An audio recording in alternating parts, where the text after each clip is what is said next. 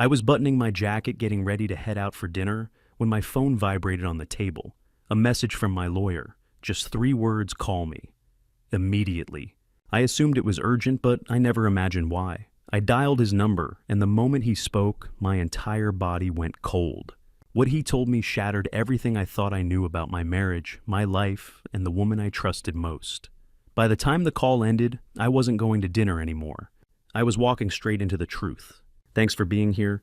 Before we go any further, hit like, subscribe, and let us know where you're watching from so we know how far this story travels.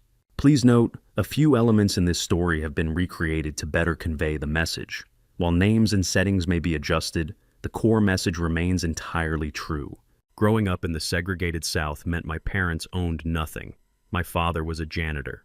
My mother cleaned houses for white families in Buckhead, the same neighborhood where my son now lives in a $4 million mansion. I was the first in my family to attend college, graduating from Georgia Tech in 1971 with a degree in civil engineering.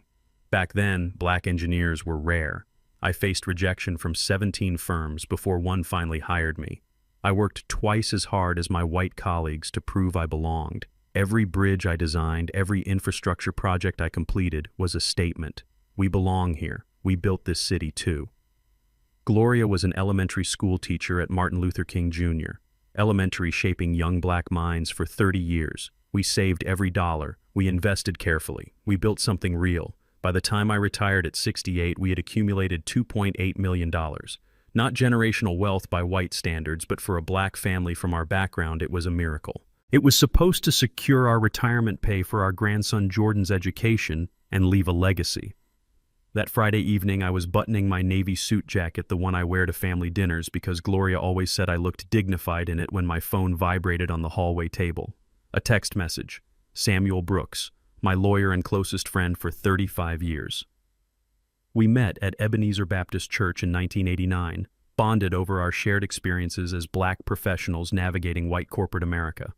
Samuel had handled all my legal matters since then: estate planning, real estate transactions, the power of attorney documents when Gloria got sick.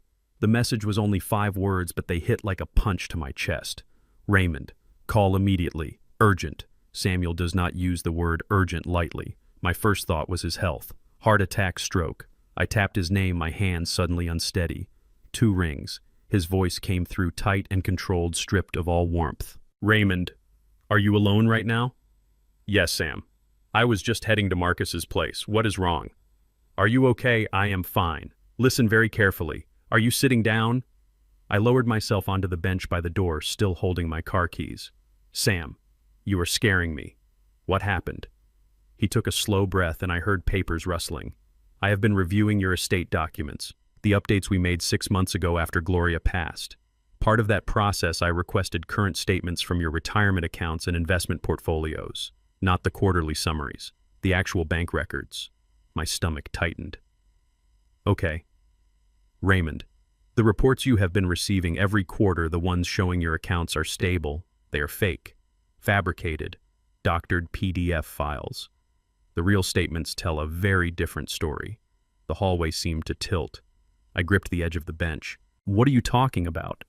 Over the past 2 years, someone has been systematically liquidating your assets. Structured withdrawals from your retirement fund, transfers from your brokerage accounts, your life savings. Raymond, the $2.8 million you retired with, it is almost gone. Less than $300,000 remains. I could not breathe, could not process what he was saying. $2.8 million. Gone. 40 years of work, every sacrifice Gloria and I made, the college fund for Jordan, the security we built. That is impossible. No one can access those accounts except me. Samuel's next words shattered everything. That is not accurate, Raymond. One other person has full access, the person you granted durable power of attorney, the one you signed when Gloria was dying so someone could manage your finances if you were unable to. I did not need him to say the name. There was only one person, the woman I trusted more than anyone after Gloria died. The woman who sat at my kitchen table every month reassuring me everything was handled. The woman who sent me those quarterly reports with a cheerful email. Dad, your portfolio is looking great. Do not worry about a thing. Catherine, I whispered. Yes, Samuel said, his voice heavy. Your daughter-in-law. Kate, she has been bleeding you dry for 2 years. My mind went blank, then exploded with fractured images.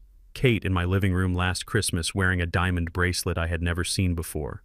3 carats at least. She said Marcus bought it for their anniversary.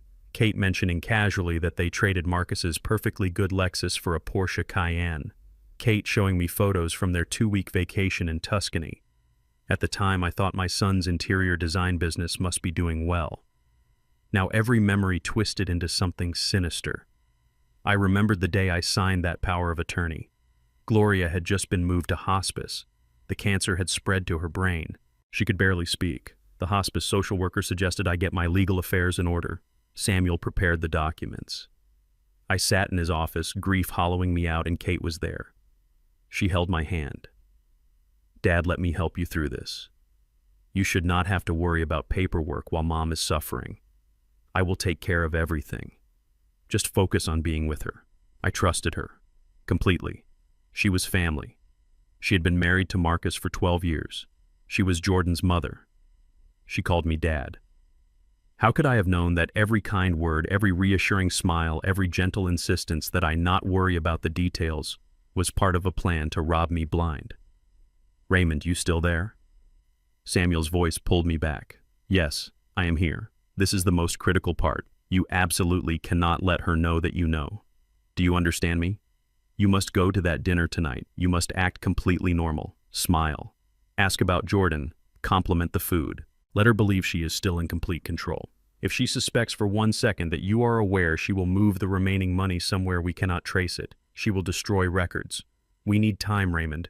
I need time to track where every dollar went to build an airtight case. From this moment, you are not just my friend, you are my client, and we are at war. A war she does not know has started. War. The word echoed in my head. I am 76 years old. I designed bridges and water systems. I went to church every Sunday. I have never been in a war. But sitting there in my hallway, my hands shaking, my heart breaking, something shifted inside me. The grief and shock began to harden into something colder, something sharper.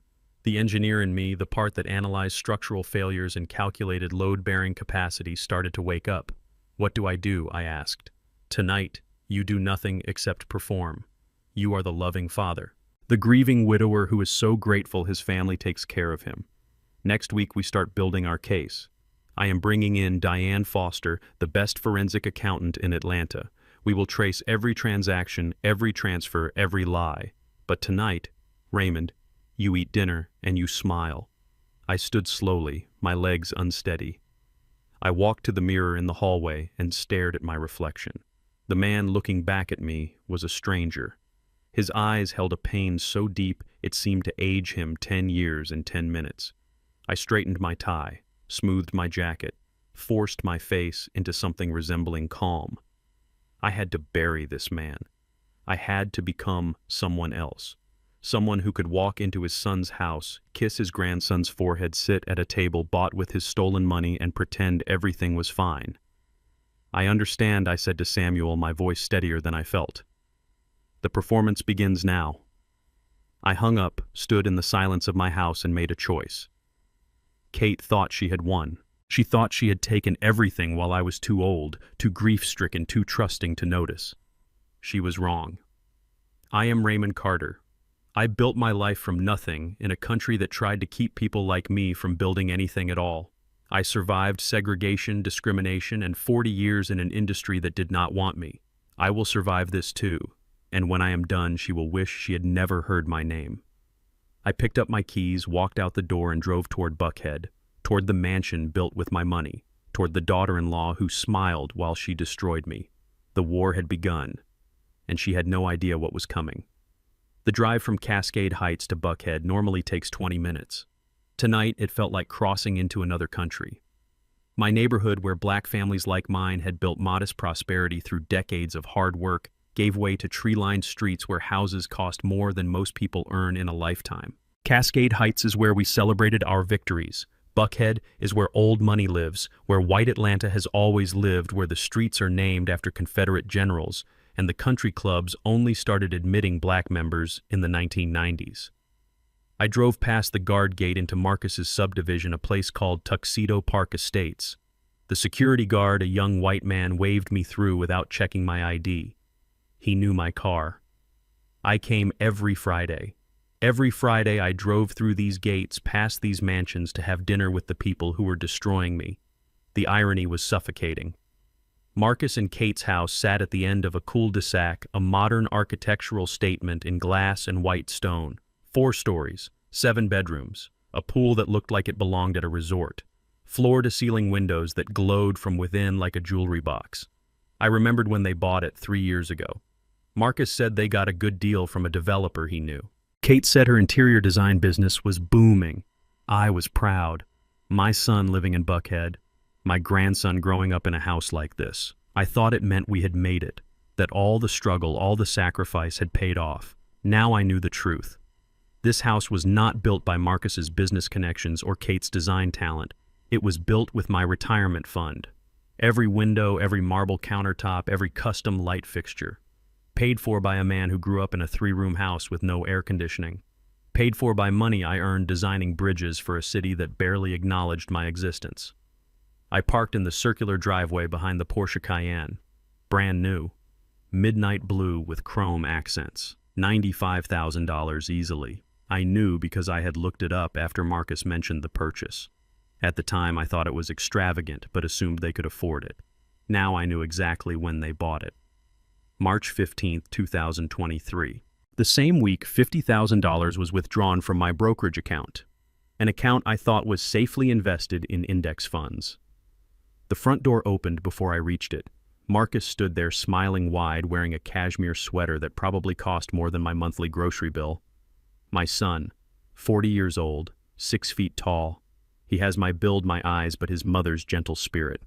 Or so I thought. Now looking at him, I wondered what he knew. Was he part of this? Or was Kate controlling him the way she controlled everything else?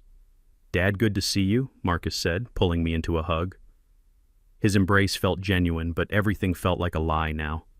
I patted his back, forced myself to return the hug with the same warmth I always had. "Good to see you too, son." Traffic was light tonight. He ushered me inside. The entryway opened into a 2-story foyer with a chandelier that looked like it cost more than my first car. Italian marble floors. A floating staircase with glass railings. Abstract art on the walls. Everything was pristine, perfectly arranged, designed to impress.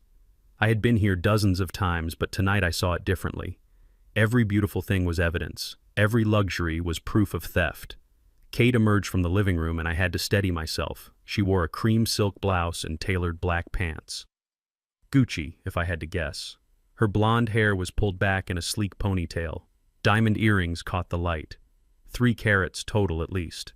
On her wrist, a diamond bracelet I had seen before. On her left hand, her wedding ring plus a new sapphire ring I did not recognize.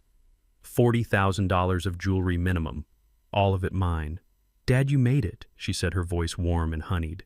She glided toward me, her heels clicking on the marble, and wrapped me in a brief hug. Cool and performative.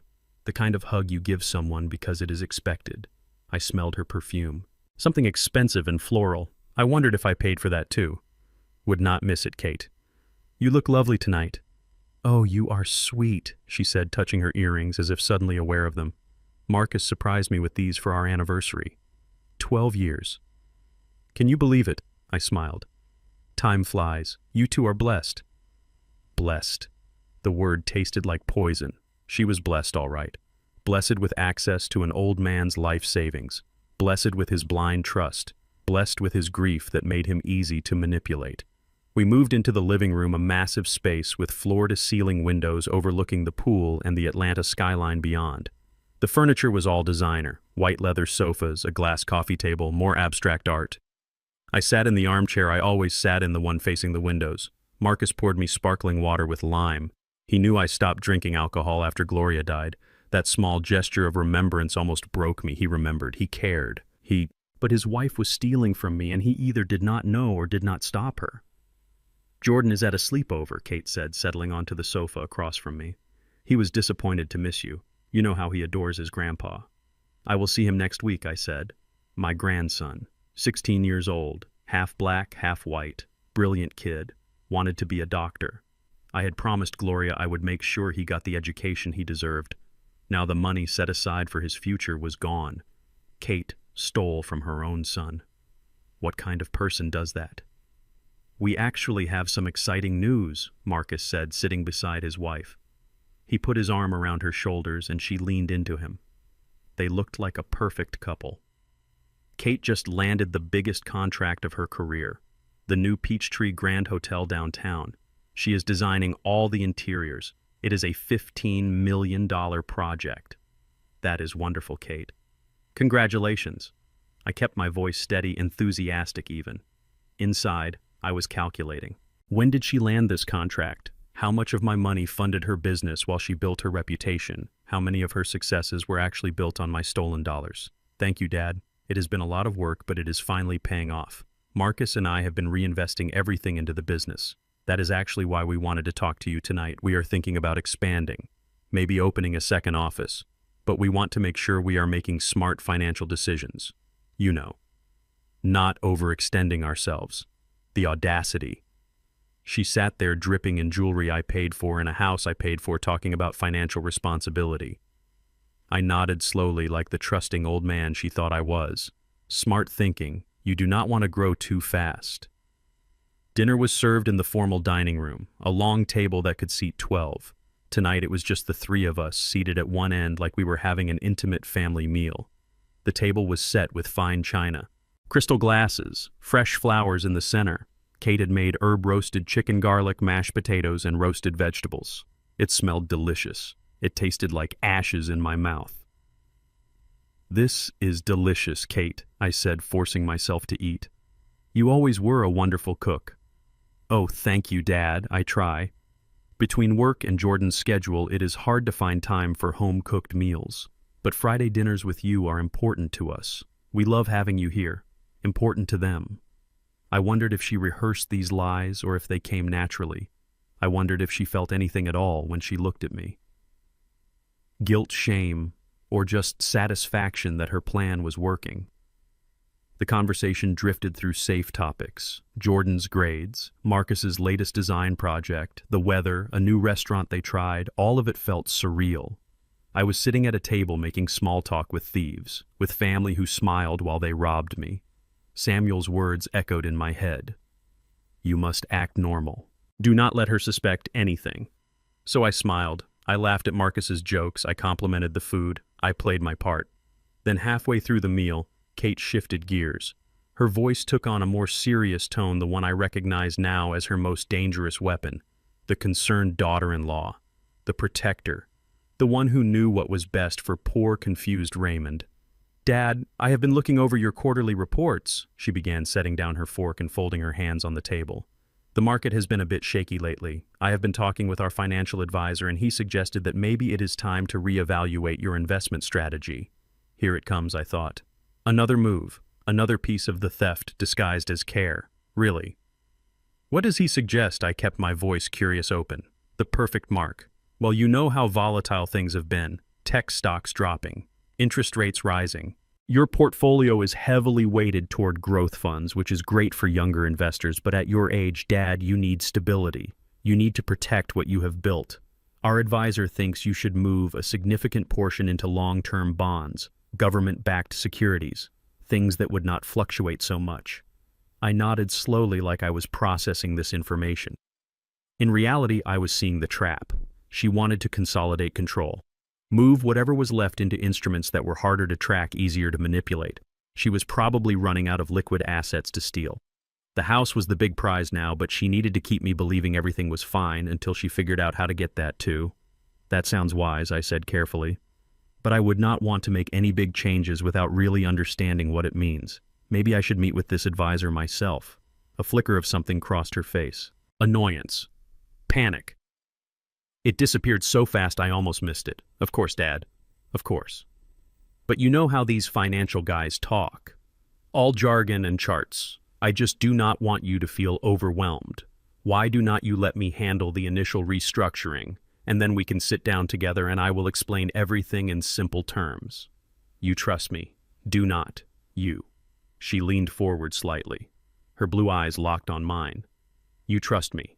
Do not. You." It was not really a question. It was a test, a manipulation. She needed me to say yes, to reaffirm my blind faith in her, to hand over what little control I had left. I reached across the table and patted her hand. Her skin was cold, or maybe mine was. Kate, you have been such a blessing to this family. After Gloria passed, I do not know what I would have done without you. You and Marcus have taken such good care of me. Of course I trust you. You do whatever you think is best. I know you are looking out for me. The relief that washed over her face was visible. Her shoulders relaxed. Her smile returned warm and genuine looking. Oh, Dad, that means so much to hear you say that. We love you. We just want to make sure you are protected. You worked so hard your whole life. You deserve to enjoy your retirement without worrying about money. Without worrying about money. Because she had already taken it all. The cruelty of her words delivered with such convincing sincerity was almost impressive. She was good.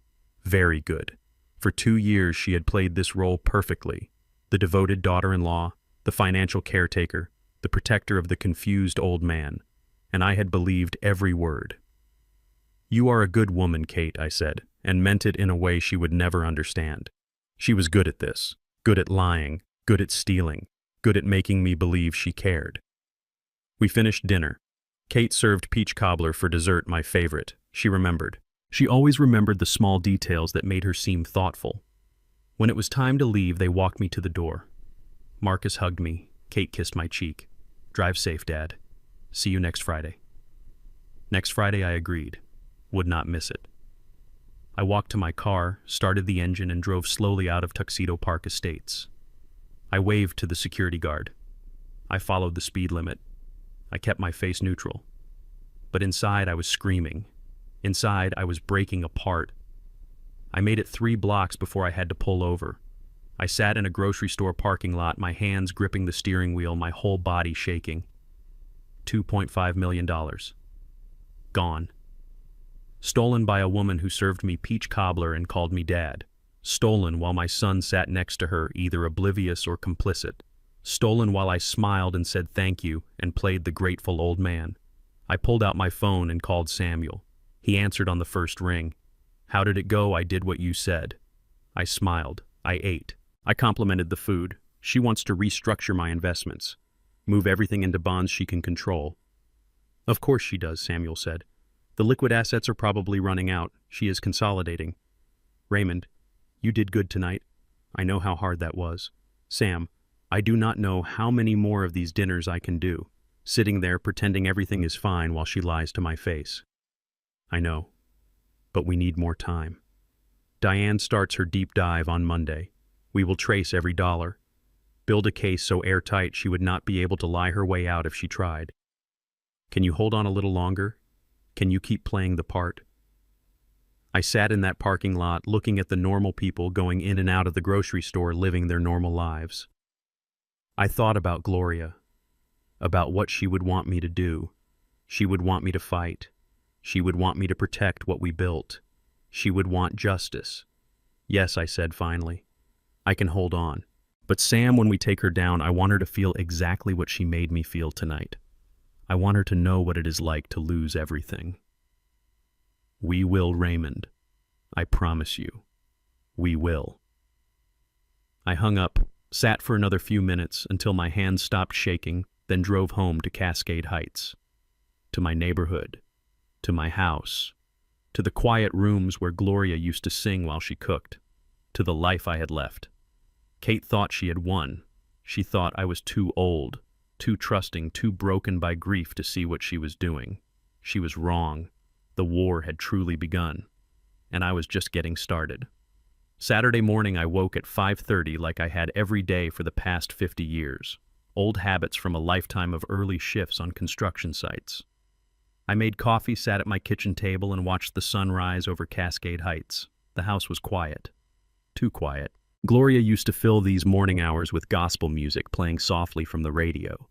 The smell of bacon, her humming while she grated papers at this same table. Now there was just silence and the weight of what I knew. At 8 o'clock, I drove to Samuel's office on Auburn Avenue. This street has a history. In the 1960s, it was the heart of Black Atlanta. Dr. Martin Luther King Jr. was born just blocks from here. His church, Ebenezer Baptist, still stands as a monument to everything our people fought for. Auburn Avenue was where black businesses thrived when white establishments would not serve us, where black lawyers and doctors and entrepreneurs built something from nothing. Samuel chose this location deliberately. His office sits in a restored brownstone that once housed the first black-owned bank in Georgia. I parked on the street and walked up the familiar steps. The door was already unlocked. Samuel was waiting. His office occupied the entire second floor. Bookshelves lined every wall, filled with legal texts and case files. A large mahogany desk dominated the center of the room, papers spread across its surface. The morning light came through tall windows, casting long shadows. Samuel stood when I entered. He wore a crisp white shirt and navy slacks, his reading glasses perched on his nose. At 70, he was still sharp as a knife. We had been through a lot together. Celebrated victories, mourned losses, raised our families side by side. But I had never seen him look the way he looked now. Grim, focused, ready for battle. "Raymond," he said, gripping my hand firmly, "thank you for coming early. There is someone I need you to meet." A woman stood from the chair facing his desk and turned to face me. She was young, maybe 32, with dark skin and natural hair pulled back in a neat bun. She wore a gray pantsuit and carried herself with quiet confidence. Her eyes were sharp, analytical. She looked at me the way an engineer looks at a structural problem, assessing, calculating. "This is Diane Foster," Samuel said. "The best forensic accountant in the Southeast. She has worked with the FBI on fraud cases, testified in federal court. If there is money hidden anywhere, she will find it." Diane extended her hand. Her grip was firm. Professional. "Mr. Carter, I am very sorry about what has happened to you, but I want you to know we are going to find every dollar. We are going to build a case so solid that no lawyer, no matter how expensive, will be able to tear it down." I shook her hand, nodded. I did not trust my voice yet. The reality of the situation was settling in. This was not just anger and betrayal anymore. This was evidence, investigation, law. This was real. We sat. Samuel poured coffee for all of us from a carafe on his desk, strong and black the way we both liked it. He pulled out a yellow legal pad covered in notes and began. "Raymond, what Catherine has done to you is not just theft. It is elder financial abuse. Under Georgia law, that is a felony. When the victim is over 65 and the perpetrator is a family member in a position of trust, the penalties are severe. We are talking 15 to 20 years in prison if convicted. But to get a conviction, we need evidence. Lots of it. Undeniable, documented, traced to the penny evidence." He gestured to Diane. "That is where she comes in. Diane is going to do a complete forensic audit of every account you own, every transaction for the past 2 years. She is going to follow the money, where it went, who received it, what it was used for. She is going to build a map of this crime." Diane opened her laptop and turned it toward me. On the screen was a preliminary spreadsheet, columns of numbers, dates, account names. "Mr. Carter, I have already started reviewing the documents Samuel provided. Your bank statements, investment accounts, the power of attorney paperwork. What I am seeing is a textbook case of systematic liquidation. Whoever did this was careful. They did not take huge lump sums that would trigger automatic fraud alerts. They took structured amounts, 20,000 here, 35,000 there, spread across multiple accounts, designed to look like normal retirement withdrawals." She scrolled through the spreadsheet. "But when you map it out over time, the pattern is clear. Every month, sometimes twice a month, money leaves your accounts. And based on what Samuel told me about the fabricated quarterly reports, you were kept completely in the dark. You thought your money was safe. You thought your accounts were stable. Meanwhile, they were being drained." I stared at the numbers. Each line represented a piece of my life, a month of work, a sacrifice Gloria and I made, a dream we saved for. All of it reduced to data in a spreadsheet. "How much exactly is left?" I asked. Diane's expression softened slightly. "As of yesterday, across all your accounts, you have $287,000 remaining." $287,000 out of $2.8 million. I had lost over 90% of my life savings. The coffee in my stomach turned to acid. I set down my cup before my shaking hands could spill it. Samuel leaned forward. I know this is devastating, but here's what you need to understand. Catherine made a critical mistake. She got greedy. If she had taken $500,000 and stopped, we might never have caught her. But she took too much. She got comfortable. She started living a lifestyle that her legitimate income cannot possibly support.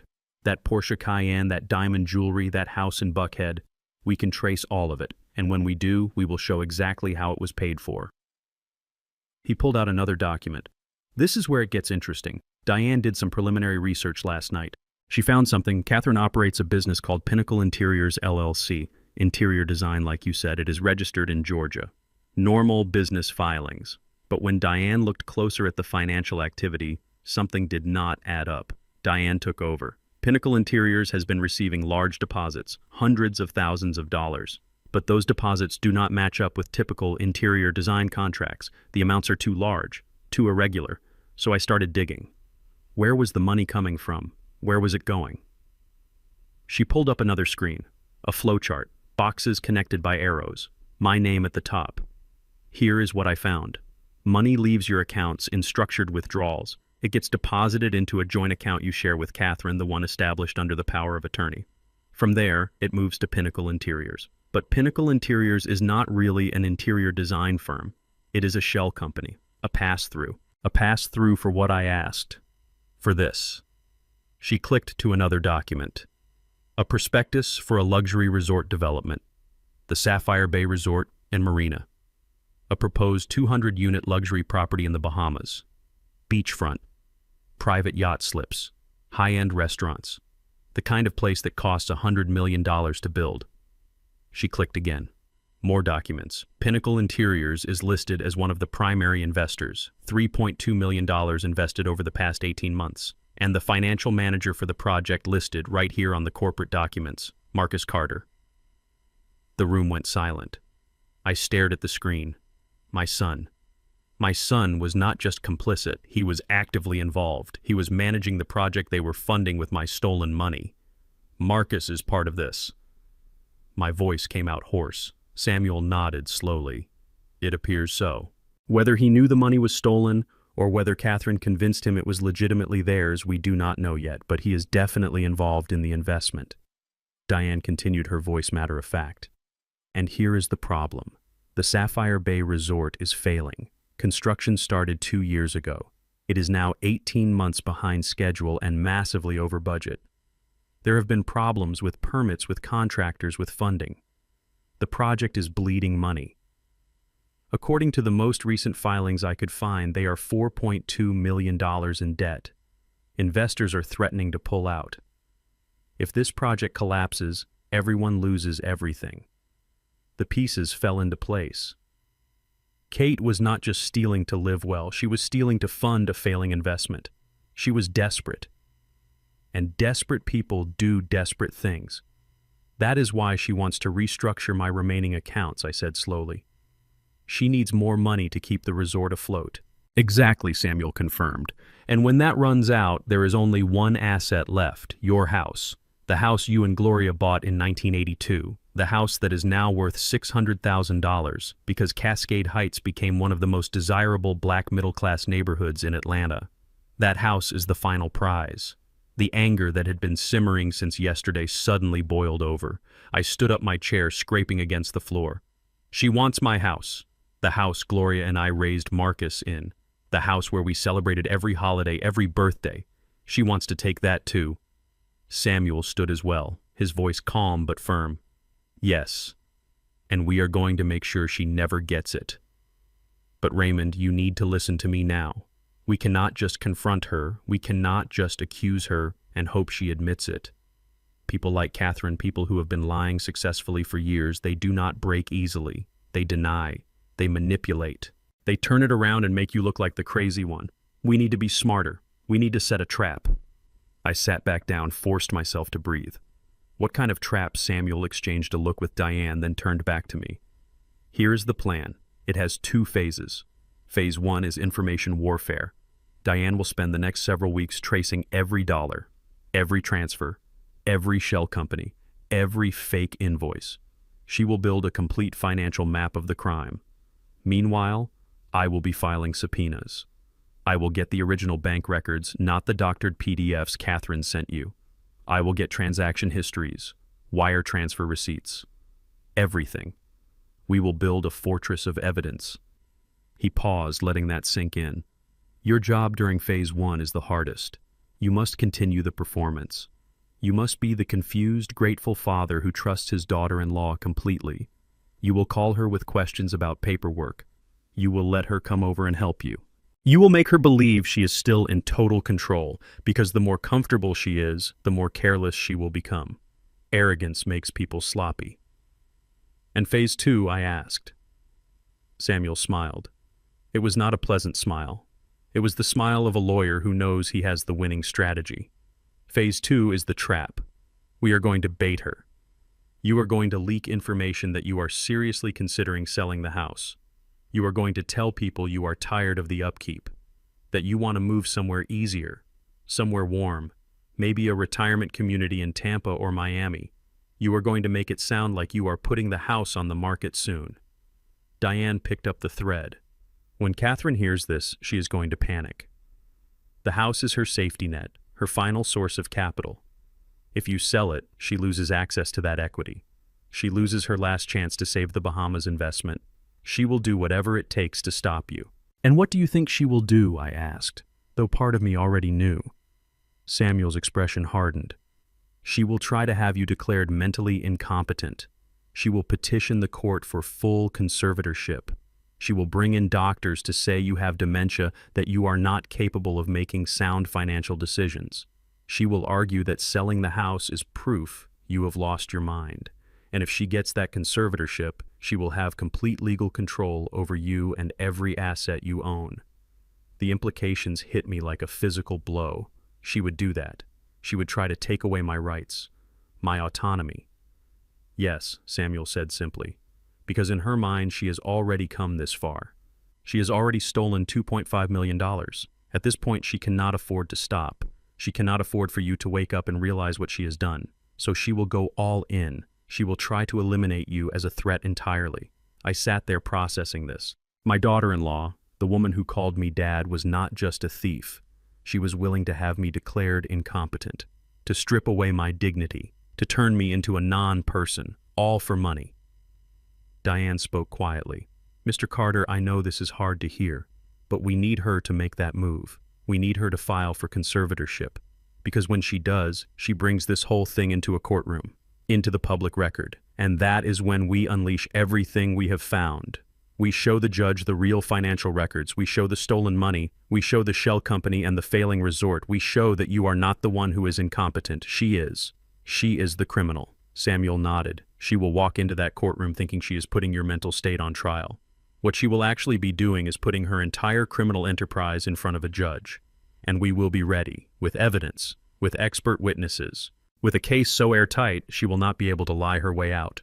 I looked at both of them. Samuel, my friend of 35 years. Diane, a woman I met 30 minutes ago but who was already fighting for me. They were asking me to continue living a lie, to keep smiling at the woman who was destroying me, to bait her into an even more devastating betrayal. It was cruel. It was calculating. It was exactly what needed to be done. "They think I am just a dumb old black man," I said slowly. "They think I do not understand finance, that I am too grief-stricken to notice, too trusting to question. They think they can take everything I built and I will never figure it out." Samuel met my eyes. "Then let us show them exactly how wrong they are. Let us show them what happens when they underestimate Raymond Carter." I thought about Gloria, about the life we built from nothing, about the bridges I designed that still stand across Georgia, about every time someone doubted me because of the color of my skin and I proved them wrong. I had spent my entire life fighting to be seen as competent, as worthy, as equal. And now my own family was trying to paint me as incompetent, to erase everything I had accomplished. Not this time, not anymore.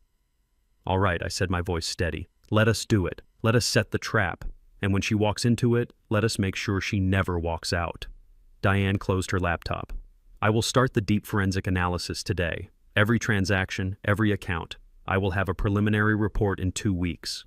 Samuel made a note on his legal pad, and I will start drafting subpoenas. By the time we are done, we will have every bank record, every wire transfer, every piece of evidence we need. We shook hands. A pact. A battle plan. As I stood to leave, Samuel put his hand on my shoulder. Raymond, I know how much strength this takes. Pretending. Smiling at someone who is hurting you. But you are not alone in this. We are with you. Every step. I nodded, not trusting my voice. I walked out of his office, down the stairs onto Auburn Avenue, the street where my people built businesses when no one else would give us a chance, the street where we fought for our rights, the street where we proved again and again that we were strong enough to overcome anything. Kate thought she had won. She thought she had taken everything. She had no idea that the war was just beginning, and this time she was facing an opponent who had spent a lifetime fighting battles she could not even imagine. The trap was set. Now all we had to do was wait for her to walk into it. Tuesday morning, I sat at my kitchen table with a stack of insurance paperwork spread out in front of me. Life insurance documents, health insurance forms, homeowner policies. Most of it I understood perfectly well. I had been reading legal documents for 40 years, but today I needed to be confused. I needed to be the helpless old man Kate believed I was. I picked up my phone and dialed her number. It rang 3 times before she answered. I could hear background noise voices, the sounds of her office. I had timed this deliberately. 10 o'clock on a Tuesday morning, the middle of her workday, a time when my call would be an interruption, a burden, something she would have to deal with. Dad, is everything okay? Her voice carried that edge of mild annoyance, quickly smoothed over with false concern, the tone people use when they are busy but trying to sound patient. I let out a heavy sigh, the kind that suggested weariness and confusion. Kate, honey, I am sorry to bother you at work. I know you are busy. But I have all these papers from the insurance company, and they are asking about beneficiaries and estate planning, and I just cannot make sense of all the legal language. Your mother always handled these things. I feel lost. There was a pause. I could almost hear her calculating, weighing her annoyance against the opportunity, an opportunity to reinforce my dependence on her, to position herself as indispensable. Oh, Dad, of course, do not worry about it at all. That stuff can be really confusing. Tell you what, I have a meeting until noon, but I can swing by your place this afternoon around 2. I will take a look at everything, and we will get it sorted out together. Okay. You are such a blessing, Kate. I do not know what I would do without you. That is what family is for, Dad. I will see you at 2. She hung up. I sat there holding the phone, my jaw clenched so tight it hurt. That is what family is for. The words should have been comforting. Instead, they felt like mockery. Family was supposed to protect you, not rob you blind while pretending to help. I spent the next few hours preparing. I laid out the insurance documents on the kitchen table in deliberate disarray. Some stacked neatly, others spread out. A few with sticky notes attached. I wanted to create the image of someone who had tried to organize things, but got overwhelmed. The confused widower drowning in paperwork, desperate for help. At exactly 2 o'clock, Kate's white Range Rover pulled into my driveway. Another expensive vehicle I had probably paid for without knowing it. She stepped out wearing dark jeans, a silk blouse, and designer sunglasses. Her hair was pulled back. She carried a large leather handbag that likely cost more than my monthly utility bill. She walked up to my front door with the confident stride of someone who owned the world. I opened the door before she could knock. Kate, thank you so much for coming. I really appreciate this. Of course, Dad. She stepped inside, removed her sunglasses, and looked around my living room with that assessing gaze she always had, like she was mentally cataloging everything, calculating values. I wondered if she was already planning how to liquidate my furniture after she took the house. We sat at the kitchen table. She pulled the insurance documents toward her and started leafing through them with practiced efficiency. Okay, let us see what we have here. Life insurance policy. This looks pretty straightforward. You are still the primary policyholder. The beneficiary is listed as the estate. Have you thought about updating this? You might want to name specific beneficiaries instead. I had not really thought about it, I said, playing my role. What would you suggest? She smiled. That warm, helpful smile that I now recognized as calculation. Well, Marcus and Jordan are your only living relatives, right? You could split it between them. Or if you want to keep it simple, you could name Marcus as primary beneficiary and Jordan as contingent. That way, if anything happens, the money goes directly to them without having to go through probate.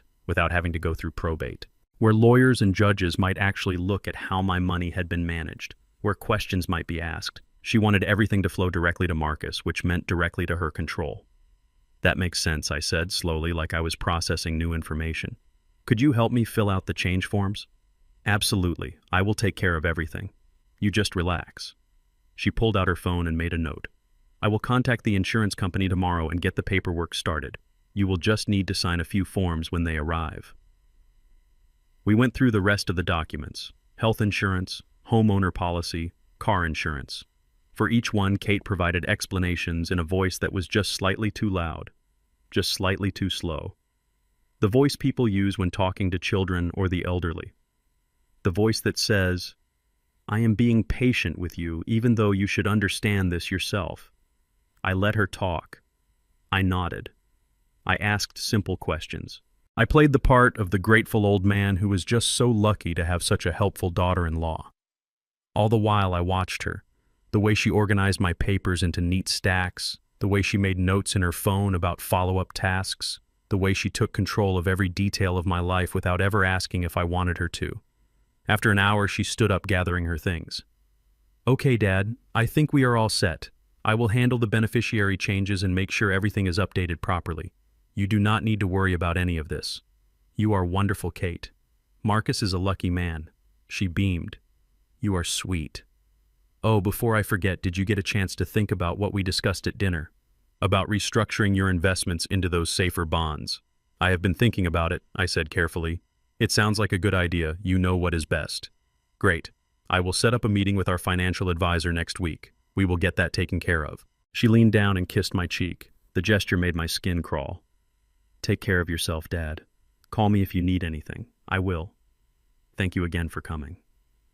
I watched her drive away, then closed the door and leaned against it. The performance was exhausting. Every smile, every thank you, every moment of pretending felt like swallowing broken glass. But it was working. She believed me. She thought I was still the confused, dependent old man she could manipulate. 2 days later on Thursday, I drove to Pascal's restaurant on Martin Luther King Jr. Drive. Pascal's is an institution in Black Atlanta. It opened in 1947 when Black people could not eat in most Atlanta restaurants. During the Civil Rights Movement, it became a meeting place for leaders and activists. Dr. King ate here. John Lewis ate here. It was where strategy was planned, where courage was found, where our community came together.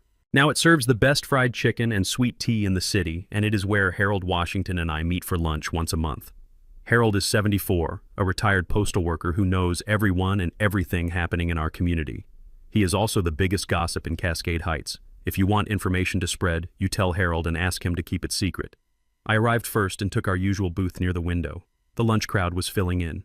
The smell of fried chicken and collard greens filled the air.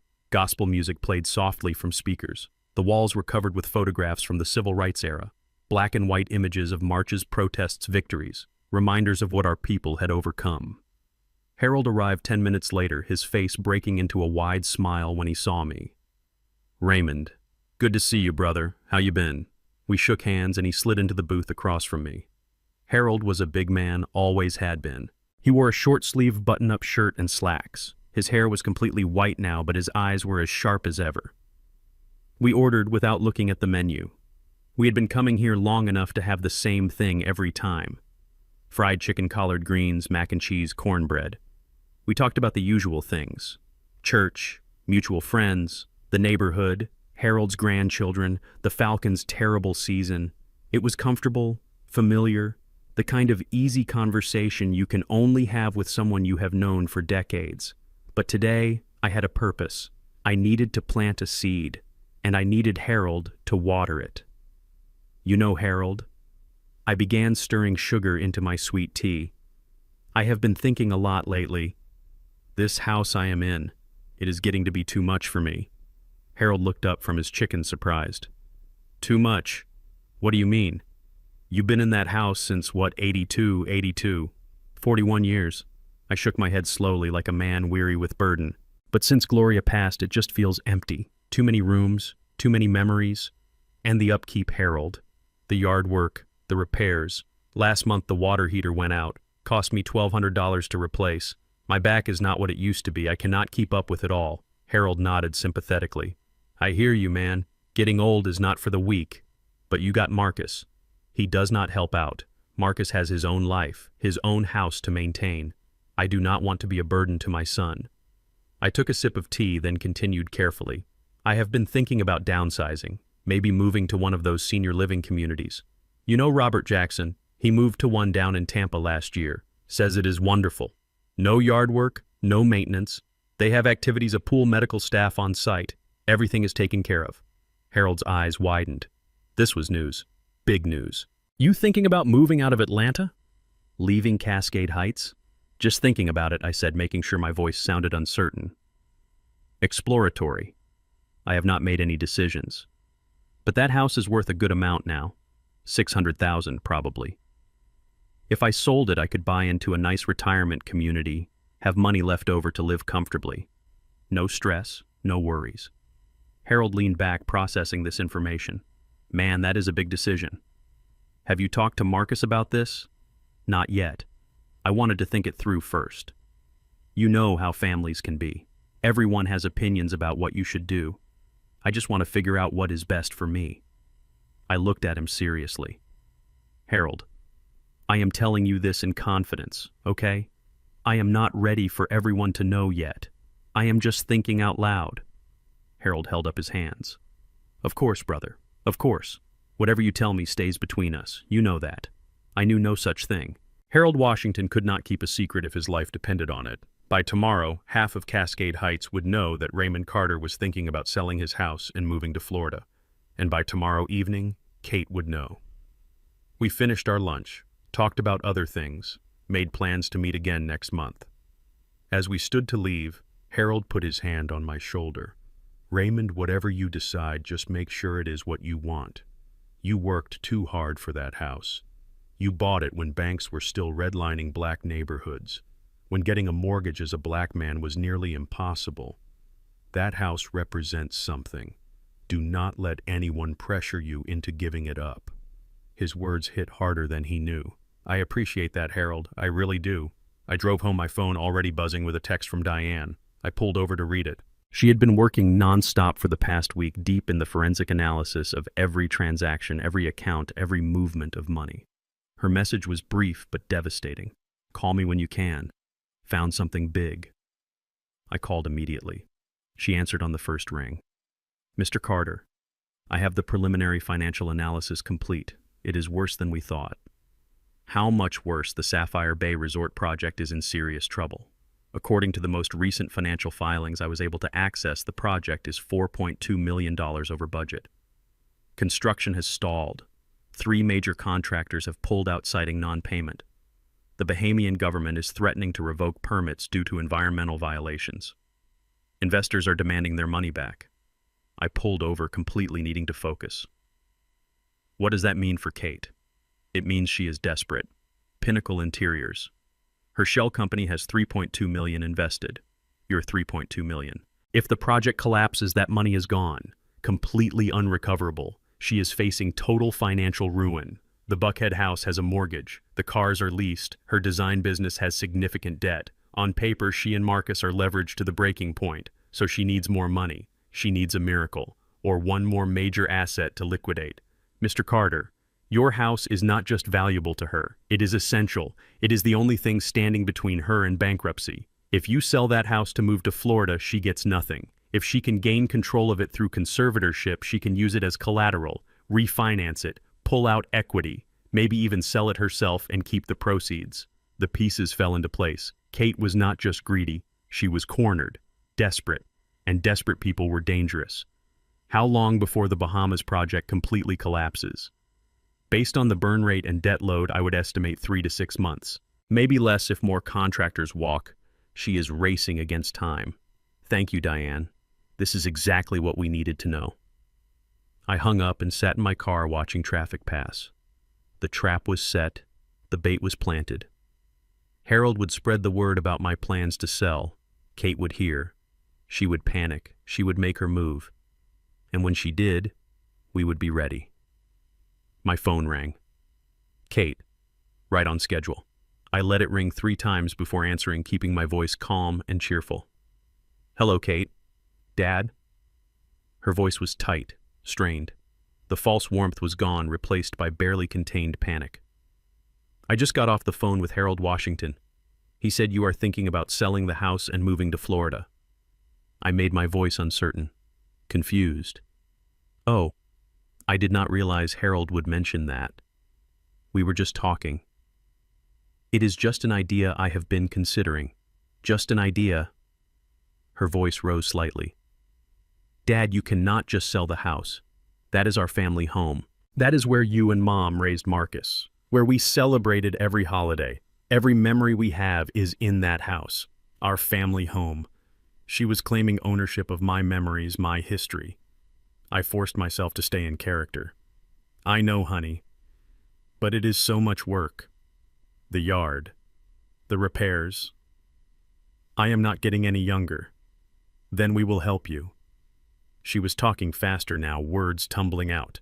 Marcus and I will hire a maintenance company, a gardener, whatever you need. You do not have to do the work yourself. We will take care of everything. You do not need to sell. I appreciate that, Kate, but I have already been looking at retirement communities. There is a really nice one in Tampa. They have everything. I would not have to worry about anything.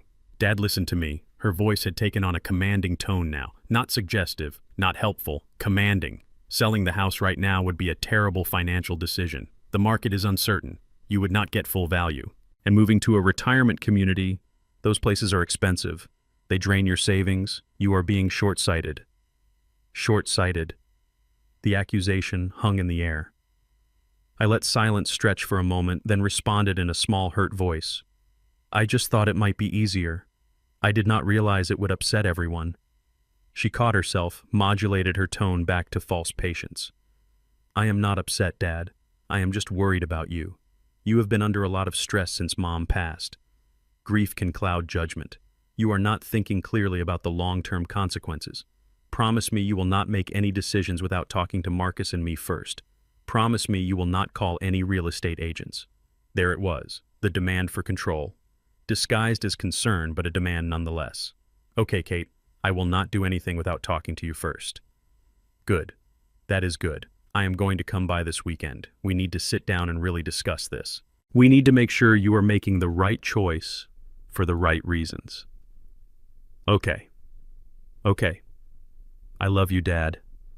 I am just looking out for you. I know. I love you too. I hung up and sat in my car, my hands shaking. Not from fear, from rage. The way she spoke to me. Like I was a child. Like I was incompetent. Like my 40 years of financial management meant nothing. Like the house I bought, the life I built, the decisions I made were all subject to her approval. Samuel had been right. The bait worked. She was panicked. She was scrambling. And now she would make her next move.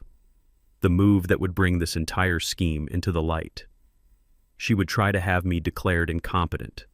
She would petition for conservatorship. She would walk into a courtroom and publicly claim that Raymond Carter, retired civil engineer man who designed bridges that still stand across Georgia, was not capable of managing his own affairs. And when she did, we would be waiting. With bank records. With transaction histories. With evidence of every dollar stolen. With proof of the shell company and the failing resort. With documentation that would show the world exactly who was truly incompetent. I started my car and drove home. The war was escalating. Kate thought she was protecting her investment. What she was actually doing was building the case that would destroy her. Every panicked phone call, every attempt to control me, every move she made to stop me from selling the house was evidence of her desperation, evidence of her guilt. The trap was working. Now all we had to do was wait for her to walk fully into it. And she would. Because she had no choice. She was cornered, desperate, and about to make the biggest mistake of her life.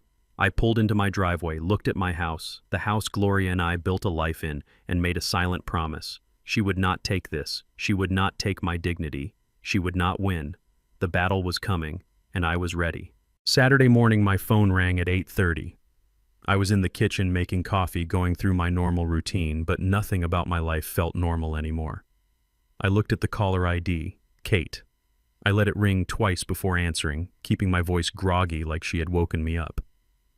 Hello, Dad, it is Kate. I am sorry to call so early, but Marcus and I need to come by today. We need to have a serious conversation about your finances and this whole idea of selling the house. Are you going to be home this afternoon?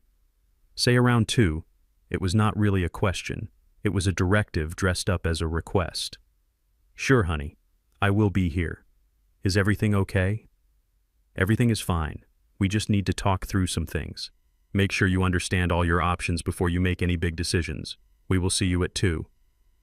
She hung up before I could respond.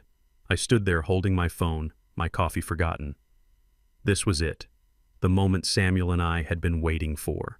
She was coming here to make her case, to convince me, to manipulate me, and I was going to record every word. I called Samuel immediately. She is coming today. 2 o'clock. She and Marcus, both. Perfect. You remember what to do?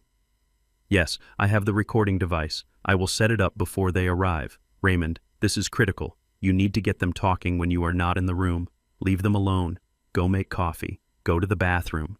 Give them privacy. That is when they will drop the act. That is when they will say what they really think. I understand. And Raymond, I know this is going to be hard, hearing what they say. But stay strong. This recording could be the most important piece of evidence we have. I spent the morning preparing, not just emotionally, but practically. I pulled out financial documents and spread them on the dining room table. Bank statements, investment summaries, the quarterly reports Kate had been sending me, property tax records. I made it look like I had been trying to understand my finances but was overwhelmed. The confused old man drowning in paperwork, desperate for guidance. At 1:30, I took out the recording device Samuel had given me. It was smaller than I expected. A tiny black rectangle no bigger than a book of matches with a single button on the side. Samuel said it had 8 hours of recording time and the audio quality was excellent. Legal in Georgia as long as one party to the conversation knew about the recording. That party was me. I looked around my living room thinking about placement. It needed to be somewhere with a clear line of audio to where we would be sitting. Somewhere natural. Somewhere they would never notice. My eyes landed on the fireplace mantel. On it sat a framed photograph of Gloria, 8 by 10 inches, silver frame. Gloria smiling in her church dress taken on her 65th birthday. It was the last good photo we had before the cancer. I walked over and carefully removed the frame from the mantel. The back had a cardboard backing held in place by metal tabs. I bent the tabs up, removed the backing, and placed the recording device inside, nestled against the back of the photograph. The device was thin enough that when I replaced the backing and bent the tabs back down, you could not tell anything was different. I set the frame back on the mantel, adjusting it slightly. The microphone faced toward the living room seating area. Perfect position. I pressed the button on the side through the small gap in the frame. A tiny red light blinked once. Recording. I felt a strange mixture of emotions. Guilt for deceiving people in my own home. Determination because this was necessary. And sadness that it had come to this. That I had to secretly record my own family to protect myself from their betrayal. At exactly 2 o'clock, I heard car doors closing in my driveway. I looked out the window. Marcus's Porsche Cayenne. Both of them getting out. Kate carried a large leather portfolio. Marcus had his hands in his pockets, his shoulders slightly hunched. He looked uncomfortable. Good, he should be. I opened the door before they could knock. Marcus, Kate, come in. Marcus hugged me. It felt genuine, but I could not trust my judgment anymore. Everything felt like a lie. Hey, Dad. How you doing? I am fine, son. Come sit down. We moved to the living room. Kate and Marcus sat together on the sofa. I sat in my armchair across from them. The photograph of Gloria on the mantel was directly behind me, its hidden microphone pointed straight at them. Kate opened her portfolio and pulled out a thick folder. Dad, we are worried about you, she began, her voice taking on that serious, caring tone. This idea of selling the house, it came out of nowhere. It does not make sense. So Marcus and I have been doing some research and we put together some information we think you need to see before you make any irreversible decisions. She pulled out several pages of charts and graphs, colorful printouts that looked professional and official. This is the current real estate market analysis for Cascade Heights. As you can see, home values have been declining over the past 6 months. If you sold right now, you would be selling at a loss compared to peak value. I leaned forward, squinting at the charts like I was struggling to understand them. I see a lot of numbers and lines. Exactly. It is complicated. But the bottom line is selling now would be a mistake. You would lose money, probably $50,000 to $70,000 compared to what the house was worth a year ago. Marcus spoke up, his voice gentler than Kate's. Dad, we are not trying to tell you what to do with your life. We just want to make sure you have all the information. This house, it is your biggest asset. You need to be smart about it. I nodded slowly like I was processing this. I understand. I just thought, it might be easier. Less stress. Kate jumped in quickly. But Dad, moving to a retirement community is not going to reduce stress. Those places have buy-in fees, monthly costs that can be $3,000 or $4,000. Over time, they drain your savings. And what happens if you run out of money? What happens if you need specialized medical care that they do not provide? You would have sold your house, spent all your savings, and have nothing left. She was building a case, planting fear, making me question my own judgment. It was a masterful manipulation. If I did not know better, I would think she was genuinely concerned. I had not thought about all that. I said, my voice small and uncertain. That is why you have us, Kate said, reaching over and patting my hand. The gesture made my skin crawl. You do not have to figure this out alone. We are here to help you, to protect me, from myself, apparently. The irony was suffocating. We spent the next 20 minutes going through her charts and projections. Kate spoke in that slow, deliberate way people use when they think you cannot understand complex information. She explained retirement community costs, housing market trends, the tax implications of selling, all of it designed to make me feel overwhelmed and dependent on her guidance. Finally, I stood up, making a show of rubbing my temples. This is a lot to take in. My head is spinning. Let me make us some coffee. I think better when I have coffee. That is a good idea, Dad, Marcus said. Take your time. I walked slowly to the kitchen, making sure they could hear my footsteps, hear the kitchen door swing shut. But I did not go far. I stood just on the other side of the door in the small hallway that connected the kitchen to the living room. I could not see them, but I could hear murmured voices. They were talking. Before I revealed the conversation, they thought I would never hear. If you're still here with me, comment 1 so I know you're still listening. And a quick note before we continue, the next part of this story includes some recreated and dramatized elements for storytelling and educational purposes, and may not fully reflect real-life details. If you'd rather not continue, this is the moment to stop the video. I stayed absolutely still, barely breathing, and listened.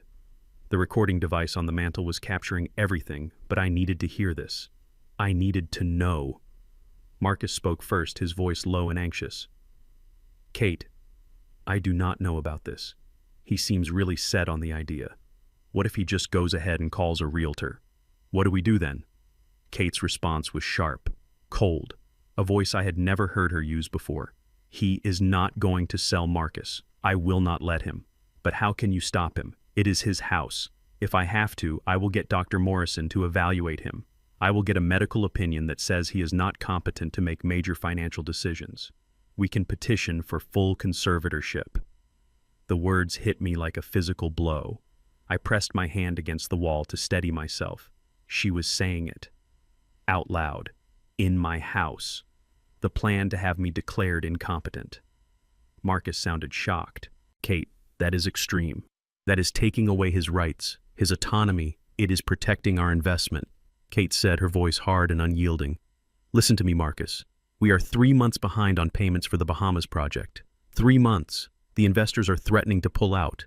If they do, we lose everything. Every dollar we put in. Your father's house is the only asset we have left that we can leverage. But Kate, that is his house. He worked his whole life for that house. He and Mom bought it when banks were still redlining black neighborhoods. You know what that house represents to him. To us. I know exactly what it represents, Kate said, and her voice took on a tone that made my blood run cold. It represents 300 square feet of equity that we need. Marcus, your father is 76 years old. He does not need a 4-bedroom house with a big yard. He does not need all that space. He is being irrational wanting to sell it and move to Florida. That is proof right there that his judgment is impaired. Kate, do not get sentimental on me now. Her voice was ice, pure calculation. We have come too far to fall apart because you are feeling guilty. Your father is old. He is confused. He is grieving. He is not thinking clearly. We are the ones thinking clearly. We are the ones who understand what is at stake. If we lose the Bahamas investment, we lose the house in Buckhead. We lose everything. Do you understand that? Everything? There was a long silence. Then Marcus spoke, his voice barely above a whisper. I understand. I just wish there was another way. There is not. The power of attorney is not enough. If he insists on selling, we cannot stop him with just that. We need full conservatorship. We need legal authority to make decisions for him. It is the only way to protect what we have built. What we have built, Marcus repeated. Not what Dad built. What we have built. With my money. My life savings. And he knew. My son knew. My son. Maybe he did not know about the forged quarterly reports. Maybe he did not know the full extent of the theft. But he knew they were using my money. He knew they were desperate. And he was letting Kate take control. I heard them shift on the sofa. I quickly turned and walked deeper into the kitchen, making noise, running water, opening cabinets. I made a full pot of coffee, my hands shaking so badly I spilled grounds on the counter. I cleaned it up, poured 3 cups, put them on a tray with cream and sugar, and carried it back to the living room. They were sitting exactly as I left them, faces composed, smiling, the masks back in place. I set the tray on the coffee table and handed them their cups. Here we go. Nothing like a good cup of coffee to clear the head. Thank you, Dad, Marcus said. He would not meet my eyes. We spent another 20 minutes going over the paperwork. Kate summarized her recommendations. I should not sell. I should stay in the house. They would help with maintenance. We would revisit the idea in a year or two when the market improved. All of it reasonable sounding. All of it designed to keep me in place while they figured out how to take the last thing I owned. Finally, they stood to leave. Kate gathered her papers back into the portfolio. Marcus hugged me again. We love you, Dad. We are just trying to look out for you. I know, son. I appreciate it. Kate kissed my cheek. Promise me you will not make any decisions without talking to us first. Promise me you will really think about what we discussed today. I promise. I walked them to the door, waved as they drove away, then closed and locked it behind them. The moment the deadbolt clicked, my legs gave out.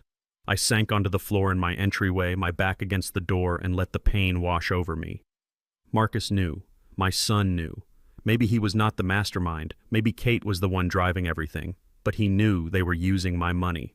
He knew they were drowning in debt. He knew she was planning to have me declared incompetent, and he was going along with it. I do not know how long I sat there. 10 minutes. 20. Eventually, I forced myself to stand. I walked to the mantel and carefully removed the picture frame of Gloria.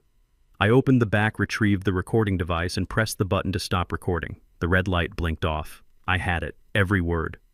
Marcus's anxiety about the investors, Kate's cold calculation, her plan to get Dr. Morrison to declare me incompetent, her statement that I did not need all this space, her dismissal of what the house represented, her command that Marcus not get sentimental, all of it, recorded, undeniable. I called Samuel. He answered immediately. Did you get it? I got it. Every word. Samuel, it is worse than we thought. Marcus knows. He might not know everything, but he knows enough. And Kate, she is planning to petition for conservatorship.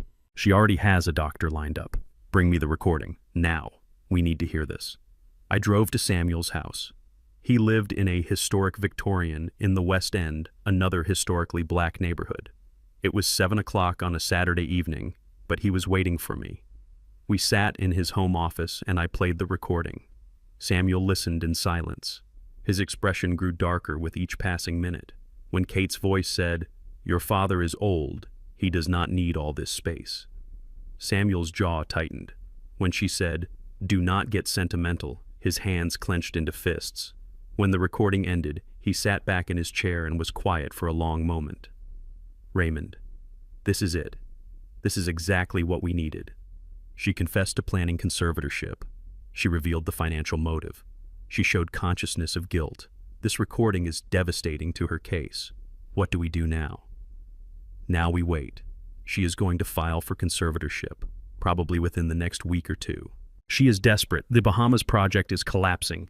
She needs to move fast, and when she files, we will be ready. We will have Diane's complete financial analysis. We will have bank records, and we will have this recording showing exactly why she is doing it. Not because you are incompetent, because she needs your money. I nodded, too exhausted to speak. Samuel leaned forward, his voice serious. Raymond, I need you to hear me. What you did today took courage. I know how much it hurt to hear your son go along with this. But you got the evidence we needed. You are going to win this. Kate is going to walk into a courtroom thinking she is in control, and we are going to destroy her. I drove home as the sun was setting. The sky was orange and purple. Beautiful. I pulled into my driveway and sat in my car looking at my house. The house Gloria and I bought 41 years ago. The house where we raised Marcus, where we celebrated birthdays and Christmases, where we dreamed about the future, where she died in our bedroom holding my hand, whispering that she loved me. Kate wanted to take it. She thought I did not need it. She thought she deserved it more. She thought I was too old, too sentimental, too incompetent to fight back. She was wrong. I was going to fight.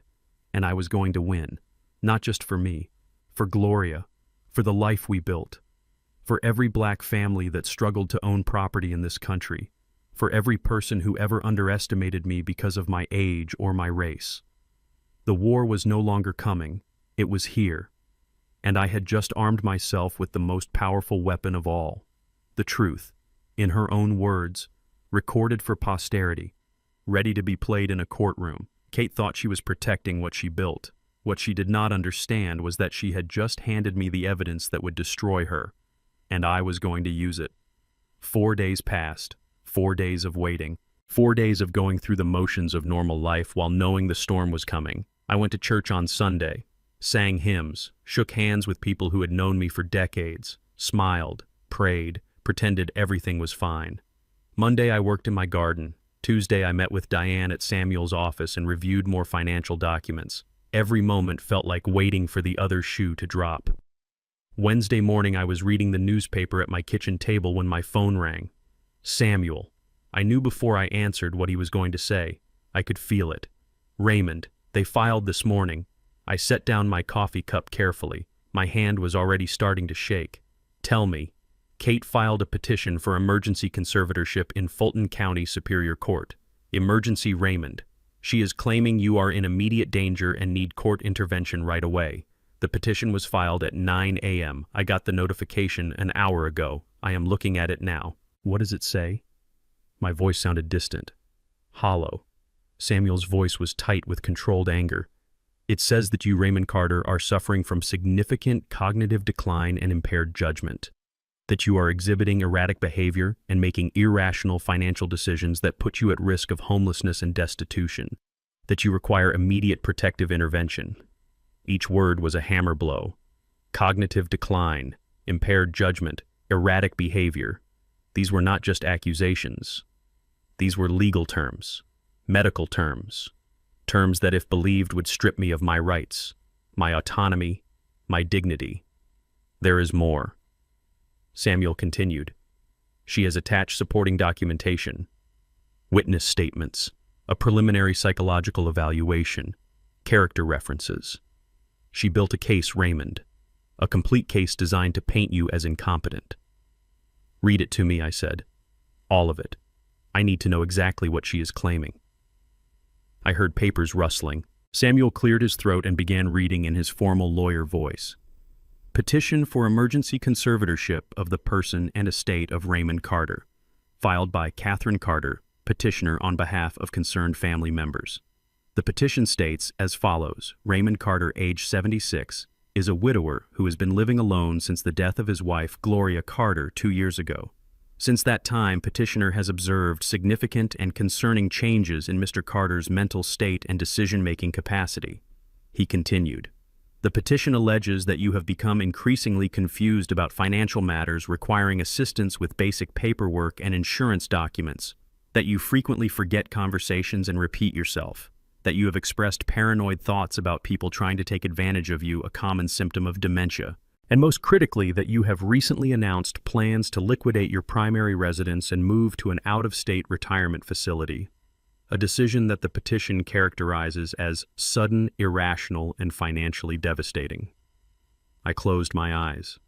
Every interaction I had with Kate, every phone call where I asked for help, every moment I played the confused old man she had been documenting, building evidence, twisting my performance into proof of incompetence. It gets worse, Samuel said. She has witness statements. 2 of them. a Mr. Warren Phillips, and a Mrs. Linda Henderson. Do you know these people? No. I have never heard those names in my life. I thought not. I already ran background checks. Warren Phillips is a real estate developer based in Nassau, Bahamas. He is one of the primary investors in the Sapphire Bay Resort. Linda Henderson is his business partner. They are not concerned family friends. They are Kate's co-conspirators in the Bahamas project. And they have both signed sworn statements saying they have observed you at social gatherings appearing disoriented, confused, and emotionally volatile. The betrayal kept layering. Not just Kate, not just Marcus, but strangers, people I had never met, willing to lie under oath to help her steal from me. How can they testify about me if I have never met them? They cannot. Not legitimately. But Kate is gambling that you will not fight this, that you will not have a lawyer, that you will not challenge their statements. She is counting on the system moving fast in emergency conservatorship cases. Judges see these petitions all the time. Elderly people whose families are genuinely trying to protect them. The default is to approve them and ask questions later. What else? I asked, my jaw clenched so tight it hurt. There is a psychological evaluation, signed by Dr. Richard Morrison, MD psychiatrist, licensed in Georgia. He states that he had a consultation with you arranged by your concerned daughter-in-law, and that based on his professional observations, you exhibit clear signs of cognitive impairment, including memory loss, impaired executive function, and lack of insight into your condition. He recommends immediate conservatorship for your own protection. I have never met Dr. Richard Morrison. I have never spoken to any psychiatrist except Dr. Anderson, the court-appointed one I met with last week. I know. Dr. Morrison is lying. He is either lying about meeting you or Kate arranged some kind of brief interaction that she misrepresented to him, or he is flat out fabricating the evaluation. We will prove that. But Raymond, you need to understand what this petition is asking for. She wants full conservatorship. That means control over your medical decisions, your living situation, and most importantly, your finances. It means she would have legal authority to sell your house without your consent, to move you into a facility against your will, to manage every dollar you have left. I stood up from my chair and walked to the window. My hands were shaking, my whole body was shaking. She wants to make me a non-person. She wants to erase me. Yes, Samuel said simply. That is exactly what she wants to do. The enormity of it hit me all at once. This was not just theft anymore, this was annihilation. Kate was not just taking my money, she was taking my identity, my agency, my right to exist as a free, autonomous human being. She was asking a court to declare that Raymond Carter, the man who designed bridges, who bought a house when black people could not get mortgages, who raised a son and built a life, was no longer capable of caring for himself. And she was doing it publicly. Filing court documents, making accusations on the record, telling the world that I was incompetent, that I was a confused old man who needed to be controlled for his own good. The humiliation burned through me like acid. I thought about my colleagues, my friends, my church community. They would hear about this. In a conservatorship case, there would be hearings, public proceedings, my name in court filings. People I had known for decades would learn that my own family claimed I had lost my mind. Samuel, my voice cracked. How do I fight this? She has a doctor. She has witnesses. She has documented evidence of me asking for help with paperwork. How do I prove I am not what she says I am? For the first time since the call started, I heard something different in Samuel's voice. Not anger, not concern. Something else. Something that sounded almost like satisfaction. Raymond listened to me very carefully. You are thinking about this wrong. We are not going to fight this. What? We are not going to fight the petition. We are going to welcome it. We are going to let her walk straight into the trap she built for herself. I turned away from the window. I do not understand. Kate thinks she is putting your competence on trial. What she has actually done is put her own actions under judicial scrutiny. She has voluntarily brought her management of your finances into a courtroom. She has asked a judge to examine whether you are making irrational decisions. That means the judge will look at your financial situation, at how your accounts have been managed, at who has had access to your money. She has opened the door for us to present every piece of evidence Diane has compiled. I started to understand. the financial records, the shell company, the Bahamas investment, the forged quarterly reports, the recording of her admitting she wants conservatorship to protect her investment, all of it. She thinks she is going to waltz into court, present her fake doctor's note and her lying witnesses, and a judge will rubber stamp her petition. What she is going to get instead is a full trial, with us presenting a counter case, with Diane testifying as an expert witness, with Dr. Anderson testifying that you are completely competent, and with that recording playing for the judge to hear. The pieces clicked into place. She gave us the battlefield, exactly. She chose the time and place. She chose to make this a legal matter instead of a private family issue. She chose to put everything on the record. It is the biggest tactical mistake she could have made. And it is exactly what we wanted her to do. I sat back down, my mind racing. So what happens now? Now we respond. I will file a formal answer to the petition denying all allegations. I will request a full evidentiary hearing, not an emergency ruling.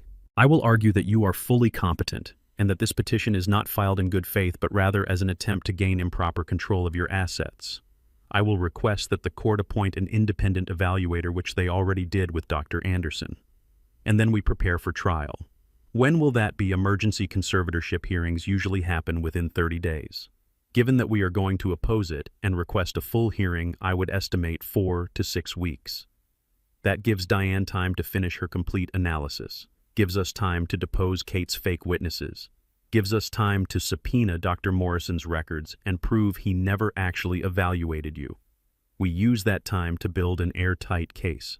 And what do I do during those 4 to 6 weeks? You live your life. You do not contact Kate or Marcus directly. If they try to talk to you, you refer them to me. You document everything. If anyone asks you about the petition, you tell them your lawyer is handling it. You stay calm, you stay strong, and you trust that we are going to win this.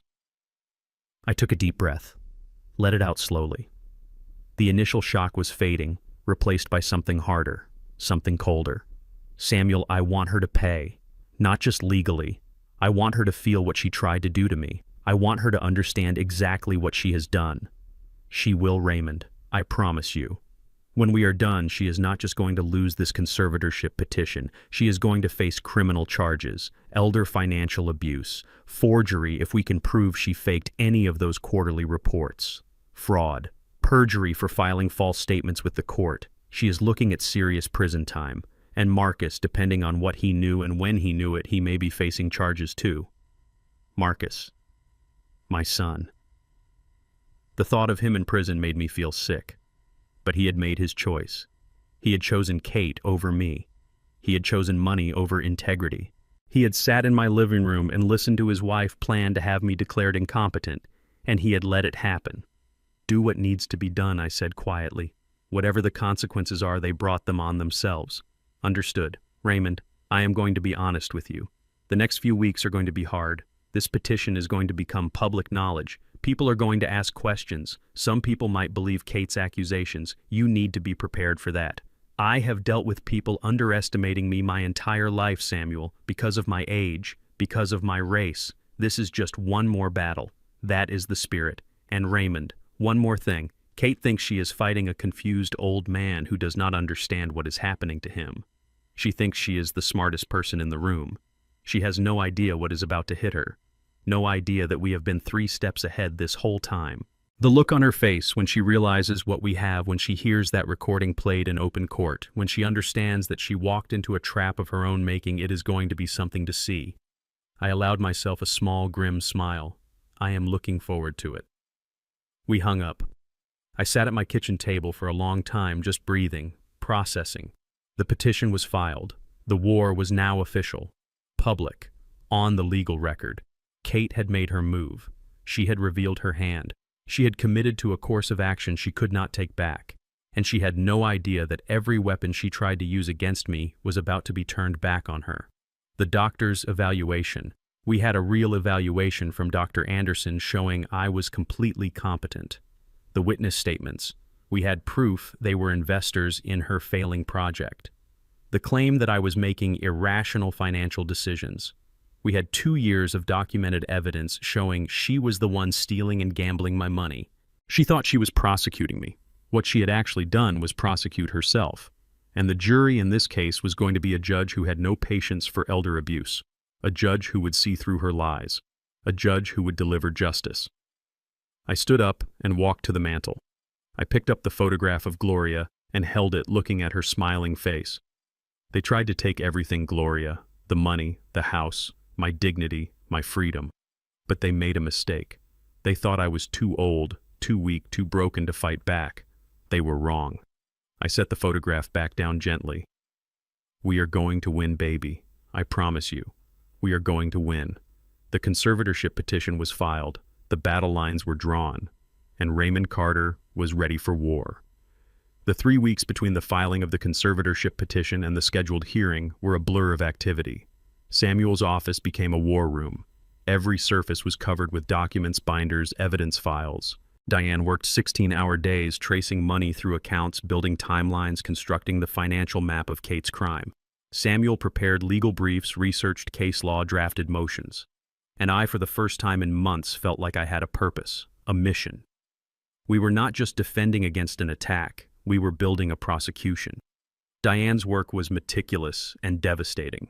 She created a report that was 300 pages long, bound in black covers, with tabs separating different sections: financial analysis, transaction history, corporate documents, asset liquidation timeline.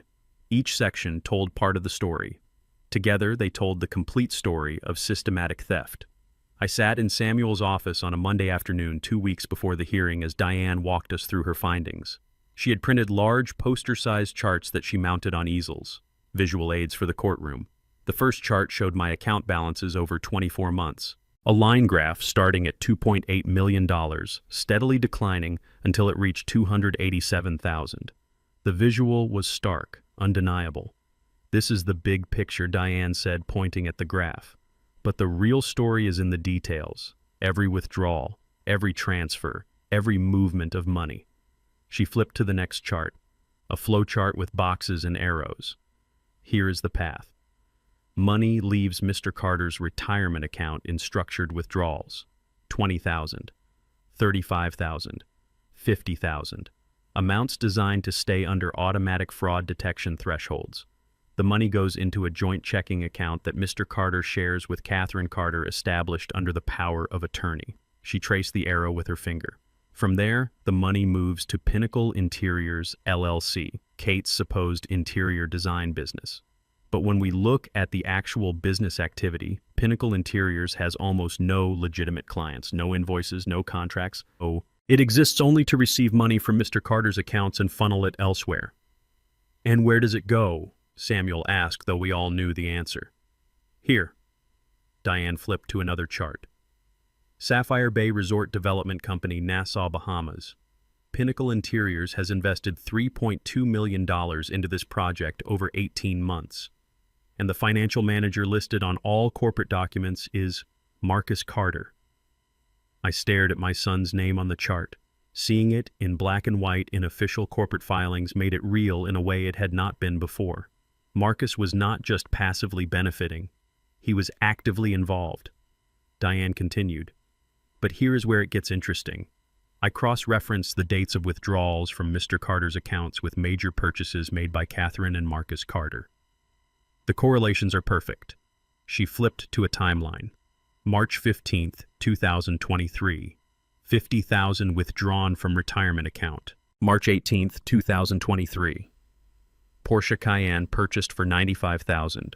The down payment was $50,000. August 22nd, 2023. $35,000 withdrawn.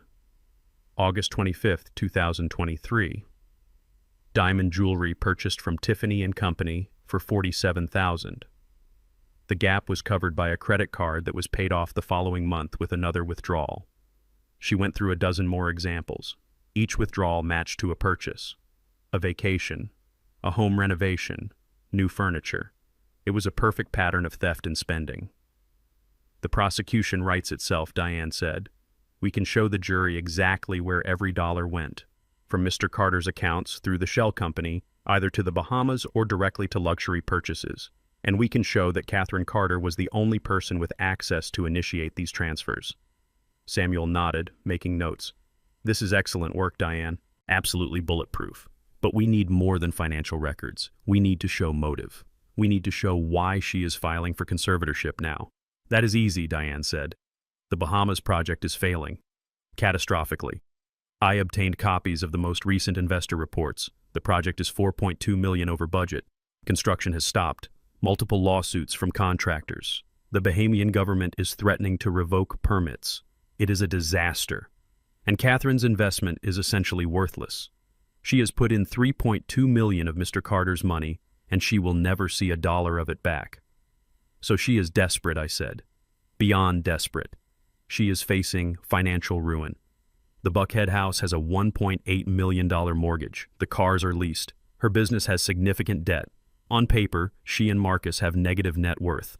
Mr. Carter's house is the only substantial asset left. If she can gain conservatorship, she can use the house as collateral, refinance it, sell it, extract the equity. It is her last chance to avoid bankruptcy. Samuel leaned back in his chair. So we have motive, we have means, we have a complete financial trail. What about the fake witnesses, Warren Phillips and Linda Henderson? I ran full background checks. Warren Phillips is a real estate developer who invested $2 million into Sapphire Bay. Linda Henderson is his business partner and co-investor. They are both desperate to recover their money. If the project collapses completely, they lose everything. So they have a direct financial interest in helping Catherine maintain access to Mr. Carter's assets. They are not neutral witnesses, they are accomplices. Can we prove they never actually met Raymond? I am working on that. I requested credit card records, travel records, anything that would show whether Mr. Carter was at the events they claim to have met him at. So far nothing matches. But even if we cannot definitively prove he was never there, we can prove they have a financial motive to lie. That is enough to destroy their credibility. While Diane built the financial case, Samuel built the legal framework. He spent days in the law library researching Georgia statutes on elder abuse, conservatorship fraud, and fiduciary duty violations. He prepared cross-examination questions designed to trap Kate's witnesses in contradictions. He filed motions to compel the production of original bank documents, not the PDFs Kate had been sending me. He subpoenaed records from Dr. Richard Morrison, the psychiatrist who claimed to have evaluated me. The Morrison subpoena is critical, Samuel explained. If he actually met with you and conducted an evaluation, there will be detailed notes. Test results. A formal diagnostic assessment. If he cannot produce those records, or if the records are thin and generic, we can prove the evaluation was a sham. And if we prove that his entire testimony becomes suspect. But the most important preparation was mine. The court had appointed an independent psychiatrist to evaluate my mental competence. Dr. Patricia Anderson. She was a well-respected neuropsychologist, 62 years old, black woman with silver hair and a kind but penetrating gaze. We met at her office in Midtown Atlanta on a Wednesday morning. Her office was warm and professional, bookshelves filled with medical texts, framed degrees on the wall, a comfortable leather chair for patients. She offered me coffee, which I accepted, and we sat across from each other. For the next 3 hours, she put me through a battery of cognitive tests, memory tests. She gave me lists of words to remember, then asked me to recall them 5 minutes later, 10 minutes later. I remembered them all. Pattern recognition tests. She showed me sequences of shapes and asked me to identify what came next. I got every one correct. Executive function tests. She gave me complex problems to solve, multi-step calculations, logical puzzles. I worked through them methodically, showing my reasoning at each step. Between the formal tests we talked. She asked about my life, my career, my education. I told her about growing up in Georgia in the 50s and 60s, about being one of the first black students at Georgia Tech, about facing discrimination in the engineering field and overcoming it, about the bridges I designed that still carry traffic across Atlanta. Tell me about your work, she said, leaning forward with genuine interest. What kind of projects did you work on? I felt my mind sharpen the way it always did when talking about engineering. I specialized in bridge design and water management systems. One of my proudest achievements was the renovation of the North Avenue Bridge in 1993. The original structure was built in 1957 and was showing significant stress fractures. We had to design a reinforcement system that would strengthen the bridge without disrupting traffic flow. It required complex calculations of load distribution, material stress, tolerance, and construction sequencing. I talked for 20 minutes describing technical details, mathematical formulas, engineering principles. Dr. Anderson listened intently, occasionally asking clarifying questions that showed she was following my explanations, even though she was not an engineer. When I finished, she sat back and made a note. "Mr. Carter, I have conducted cognitive evaluations for 30 years. I have assessed hundreds of patients. What I have observed today is a man with exceptional mental acuity. Your memory is excellent. Your reasoning is clear and logical. Your ability to explain complex technical concepts demonstrates high-level executive function. There is no evidence of cognitive decline, none whatsoever." Relief washed over me. "So you will testify to that I will do more than that. I will testify that the allegation of incompetence in the conservatorship petition is not just wrong, it is absurd. You are one of the most cognitively sound individuals I have evaluated this year. The idea that you cannot manage your own affairs is not supported by any medical evidence. What about the claim that I am making irrational financial decisions? The plan to sell my house?" Dr. Anderson smiled slightly. "From a psychological and financial planning perspective, downsizing in retirement is not only rational, it is often recommended. Reducing housing costs, eliminating maintenance burdens, and relocating to a more manageable living situation are all sound decisions for someone your age. There is nothing irrational about it." I left her office feeling lighter than I had in weeks. We had the medical evidence. Kate's claim that I was incompetent would be demolished by an independent expert with impeccable credentials. But the case was about to get even stronger. 3 days before the hearing on a Tuesday evening, my phone rang. Diane. Her voice was strange, excited but also horrified. "Mr. Carter, I need you to come to Samuel's office. Right now. I found something. Something big." I drove to Auburn Avenue, my heart pounding. It was almost 8 p.m. The street was dark and quiet. Samuel's office lights were on. I climbed the stairs and found them both in the conference room, documents spread across the table. Diane looked like she had been crying. Samuel's face was grim. "What did you find?" I asked. Diane took a breath. "I was doing a final review of all insurance policies, life insurance, health insurance, everything, just making sure we had not missed anything. And I found a document I had not seen before. A life insurance policy in Gloria's name. $500,000 policy through Metropolitan Life, taken out in 2015. "I know about that policy," I said. "Gloria and I discussed it. The beneficiary was supposed to be an education trust for Jordan, for his college and medical school." "That is correct," Diane said. "The original beneficiary designation form from 2015 names the Jordan Carter Education Trust as the primary beneficiary. But Mr. Carter, there is an amended beneficiary form, filed 3 weeks before Gloria died. This amendment changes the beneficiary from the trust to Catherine Carter personally." The room went cold. What the $500,000 death benefit was paid out to Catherine Carter 4 weeks after Gloria's death. It went directly into her personal bank account, not a trust for Jordan, not a joint account with Marcus, her personal account. I could not breathe, could not process what she was saying. Gloria would never have changed that. She wanted that money to go to Jordan, for his education. It was the whole purpose of the policy. "I know," Diane said gently. So I looked at the signature on the amendment form. And Mr. Carter, it does not match Gloria's signature, not even close. She slid a document across the table, a comparison sheet. On the left side, several examples of Gloria's genuine signature from different years. Bank documents, legal papers, her teacher's contract. Her signature was elegant, flowing with a distinctive loop on the G and a flourish at the end. On the right side, the signature from the insurance beneficiary change form. It was similar but wrong. The G was too angular. The spacing was off. The flourish was missing. "This is a forgery," Diane said. "I am not a handwriting expert, but I have seen enough of these cases to recognize the signs. This was not signed by a dying woman. This was signed by someone trying to copy her signature." Samuel spoke up. "I have already contacted the best forensic document examiner in the Southeast, Daniel Kim. He has testified in federal court. He has a reputation for being absolutely unimpeachable.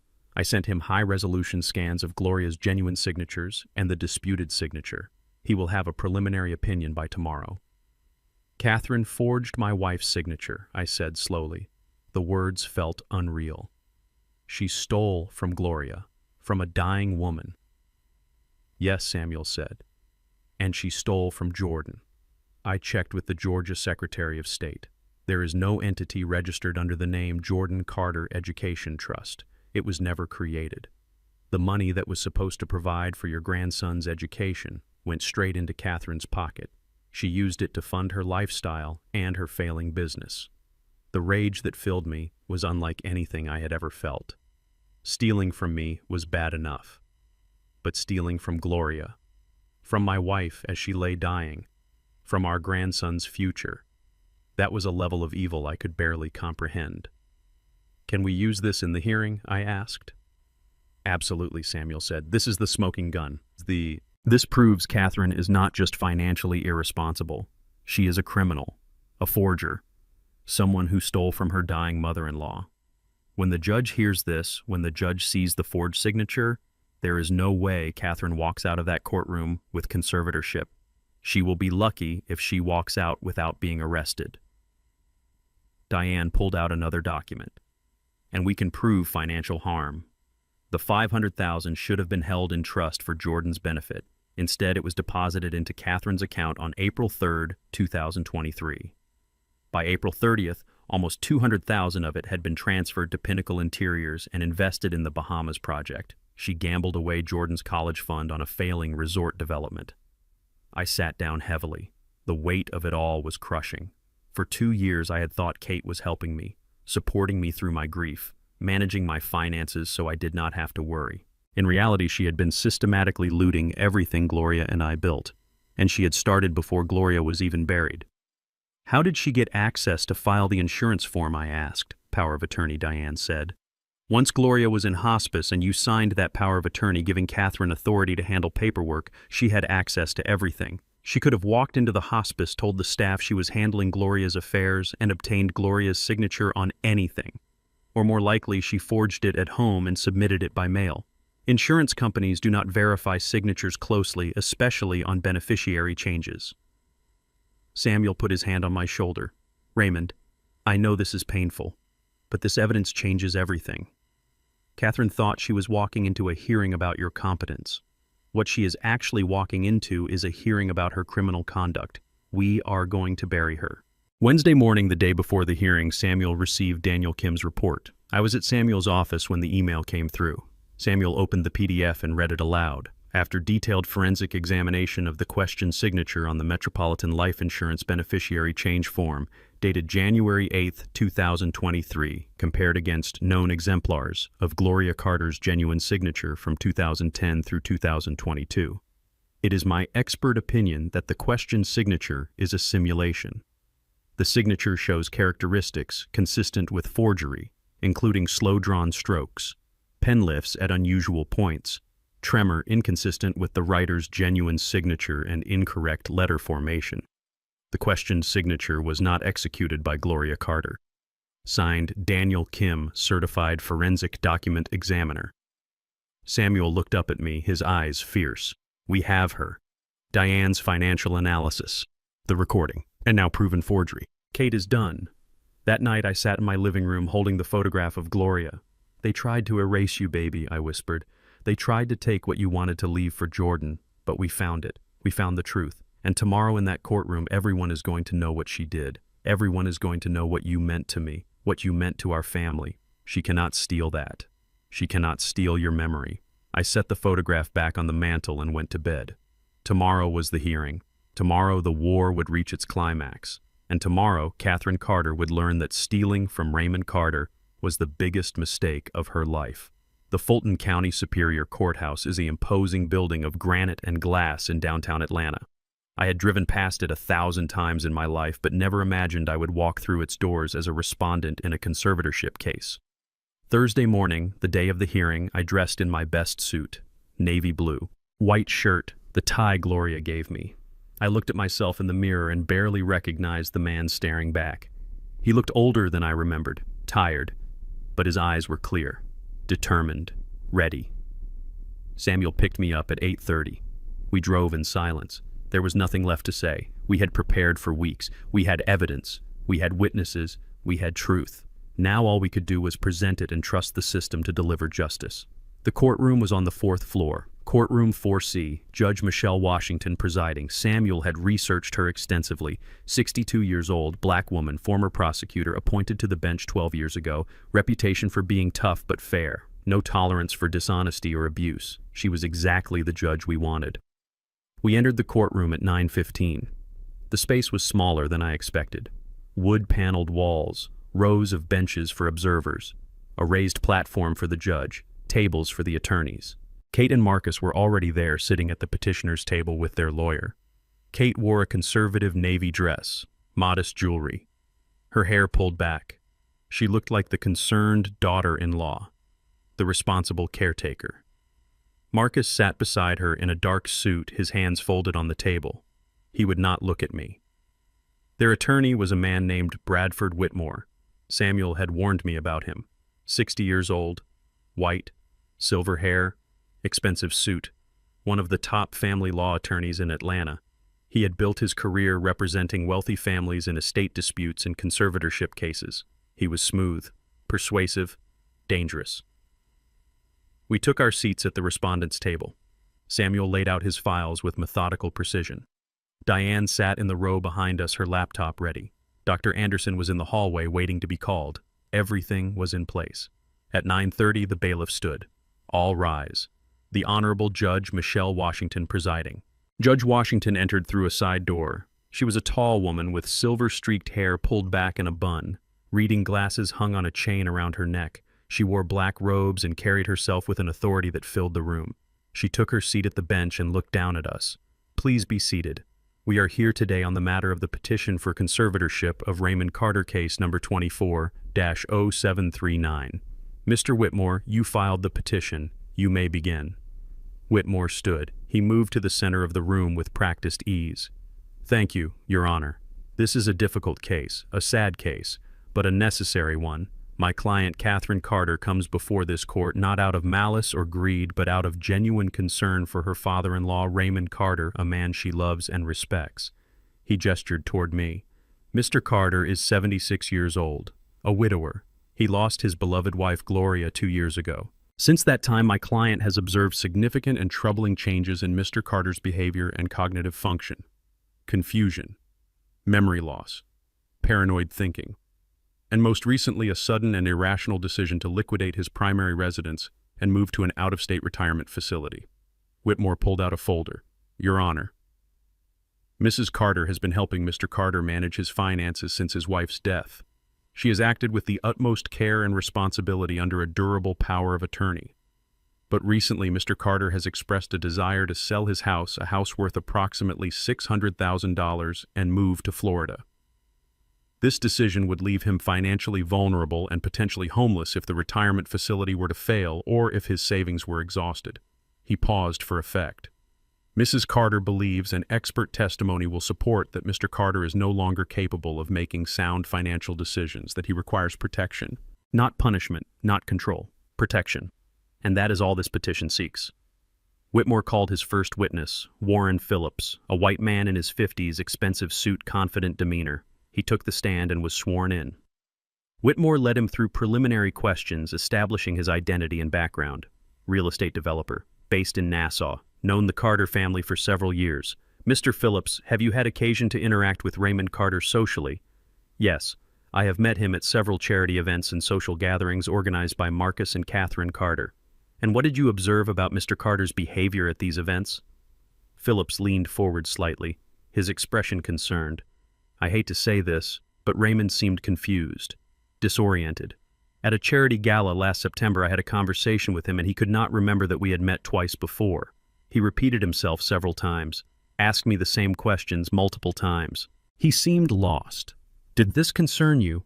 Very much so. I mentioned it to Catherine afterward. I told her I thought Raymond might need medical attention. Samuel did not cross-examine. He just made a note and let Phillips leave the stand. I knew why. We would destroy Phillips later with evidence that he had a financial motive to lie. No need to show our hand yet. The second witness was Linda Henderson. Similar testimony. Claimed to have met me at social events. Claimed I seemed emotionally volatile, unable to follow conversations, forgetful. It was all lies, but delivered with such conviction that if I did not know better, I might have believed it myself. Then Whitmore presented Dr. Morrison's report. He read excerpts aloud. Based on my consultation with Mr. Carter, I have serious concerns about his cognitive capacity. He exhibits signs consistent with early-stage dementia, memory impairment, poor executive function, lack of insight into his condition. I recommend immediate conservatorship for his protection. Whitmore concluded his case. Your Honor, the evidence is clear. Raymond Carter is a man in decline, a man who needs help. We ask this court to grant the petition for conservatorship so that Mrs. Carter can continue to protect him from making decisions that would endanger his well-being. Judge Washington made notes, then looked at Samuel. Mr. Brooks, you may present your response. Samuel stood. He did not move to the center of the room. He stayed at our table, his hand resting on a stack of files. When he spoke, his voice was calm, measured, but there was steel underneath. Your Honor, the petitioner has painted a picture of a confused old man who needs protection. That picture is a lie. What this case is really about is greed, theft, and a desperate attempt to cover up a crime by taking away Mr. Carter's rights. Whitmore started to object, but Judge Washington held up her hand. I will hear you out, Mr. Brooks. But I expect you to back up those allegations with evidence. I will, Your Honor. I will. Samuel turned to the courtroom doors. I call Dr. Patricia Anderson. Dr. Anderson entered. She walked to the witness stand with quiet confidence. She was sworn in and took her seat. Samuel approached her with a copy of her evaluation report. Dr. Anderson, you are a licensed neuropsychologist? Yes. Board certified. I have been practicing for 30 years, and the court appointed you to conduct an independent evaluation of Mr. Carter's cognitive function. That is correct. What did you find? Dr. Anderson opened her own copy of the report. I conducted a comprehensive evaluation, including memory tests, executive function assessments, and clinical interviews. My findings are that Mr. Raymond Carter has exceptional cognitive function for a man his age or any age. His memory is excellent. His reasoning is clear and logical. His ability to explain complex technical concepts demonstrates high-level intellectual capacity. Samuel let that hang in the air. So the claim that he has dementia or cognitive decline is not supported by any evidence. None. Mr. Carter scored in the 95th percentile on every test I administered. To put that in perspective, he outperformed 95% of the general population, including people decades younger. What about the claim that his decision to sell his house is irrational? Dr. Anderson shook her head. Downsizing in retirement is a common and financially sound decision. It reduces housing costs and maintenance burdens. There is nothing irrational about it. In fact, Mr. Carter explained his reasoning to me in detail, and it was entirely logical. In your expert opinion, does Raymond Carter need a conservator? Absolutely not. He is fully capable of managing his own affairs. Appointing a conservator would be inappropriate and harmful. Whitmore tried to cross-examine. He asked if Dr. Anderson had reviewed Dr. Morrison's evaluation. She said she had not been provided one. Whitmore asked if it was possible for cognitive decline to manifest in ways that do not show up on formal tests. Dr. Anderson calmly explained that while some conditions can be subtle, the tests she administered were specifically designed to detect even early signs of impairment, and there were none. Whitmore sat down, his confidence shaken. Judge Washington made more notes. Then Samuel called Diane Foster. Diane took the stand. Samuel wheeled in a large presentation screen. Ms. Foster, you are a forensic accountant. Yes. Certified in financial forensics. I specialize in fraud investigation, and you have been investigating Mr. Carter's financial accounts. Yes. For the past 3 weeks, I have conducted a complete analysis of all accounts, transactions, and financial activity related to Raymond Carter over the past 2 years. Samuel turned on the screen. A flowchart appeared, the same one from Diane's office, large enough for everyone in the courtroom to see clearly. Can you explain what this chart represents? Diane stood and used a laser pointer. This is a map of the movement of Mr. Carter's money. Over 24 months, $2.5 million was systematically transferred from his retirement and investment accounts. The money went through a joint checking account that Mr. Carter shares with Catherine Carter, established under power of attorney. From there, it was transferred to a company called Pinnacle Interiors LLC, which is owned and operated by Catherine Carter. She clicked to the next slide, a timeline. This timeline shows 47 separate withdrawals. Each one corresponds to a significant purchase or investment. For example, on March 15, 2023, $50,000 was withdrawn. 3 days later, a Porsche Cayenne was purchased with a $50,000 down payment. On August 22, $35,000 was withdrawn. 3 days later, $47,000 in jewelry was purchased from Tiffany & Company. She went through more examples. Each withdrawal matched to a luxury purchase. The courtroom was silent. Even Whitmore looked stunned. Kate sat frozen, her face pale. "And where did the bulk of the money go?" Samuel asked. "To a failed real estate development in the Bahamas, the Sapphire Bay Resort. Pinnacle Interiors invested $3.2 million into this project. The project is now massively over budget and has stalled. The investment is essentially worthless. And the financial manager of the project is Marcus Carter." Diane clicked to another slide. Photos of the Buckhead mansion, the Porsche, Kate's jewelry. Catherine and Marcus Carter have been living a lifestyle far beyond what their legitimate income could support. They have been living on money stolen from Raymond Carter. Judge Washington leaned forward. "Stolen is a strong word, Ms. Foster. It is the accurate word, Your Honor. Mr. Carter did not authorize these transfers. He was not aware of them. He was receiving fabricated quarterly reports showing his accounts were stable. In reality, they were being drained." Samuel let that sink in, then moved to the next phase. "Your Honor, I would like to play an audio recording for the court." Whitmore stood. "Objection. I have not been provided with this recording. This is trial by ambush." Samuel turned to him calmly. "The recording was made by Mr. Carter in his own home. It is legal under Georgia's one-party consent law, and it was produced in discovery last week. If counsel failed to review it, that is not my problem." Judge Washington looked at Whitmore. "Overruled. I will hear the recording." Samuel connected his laptop to the courtroom's audio system.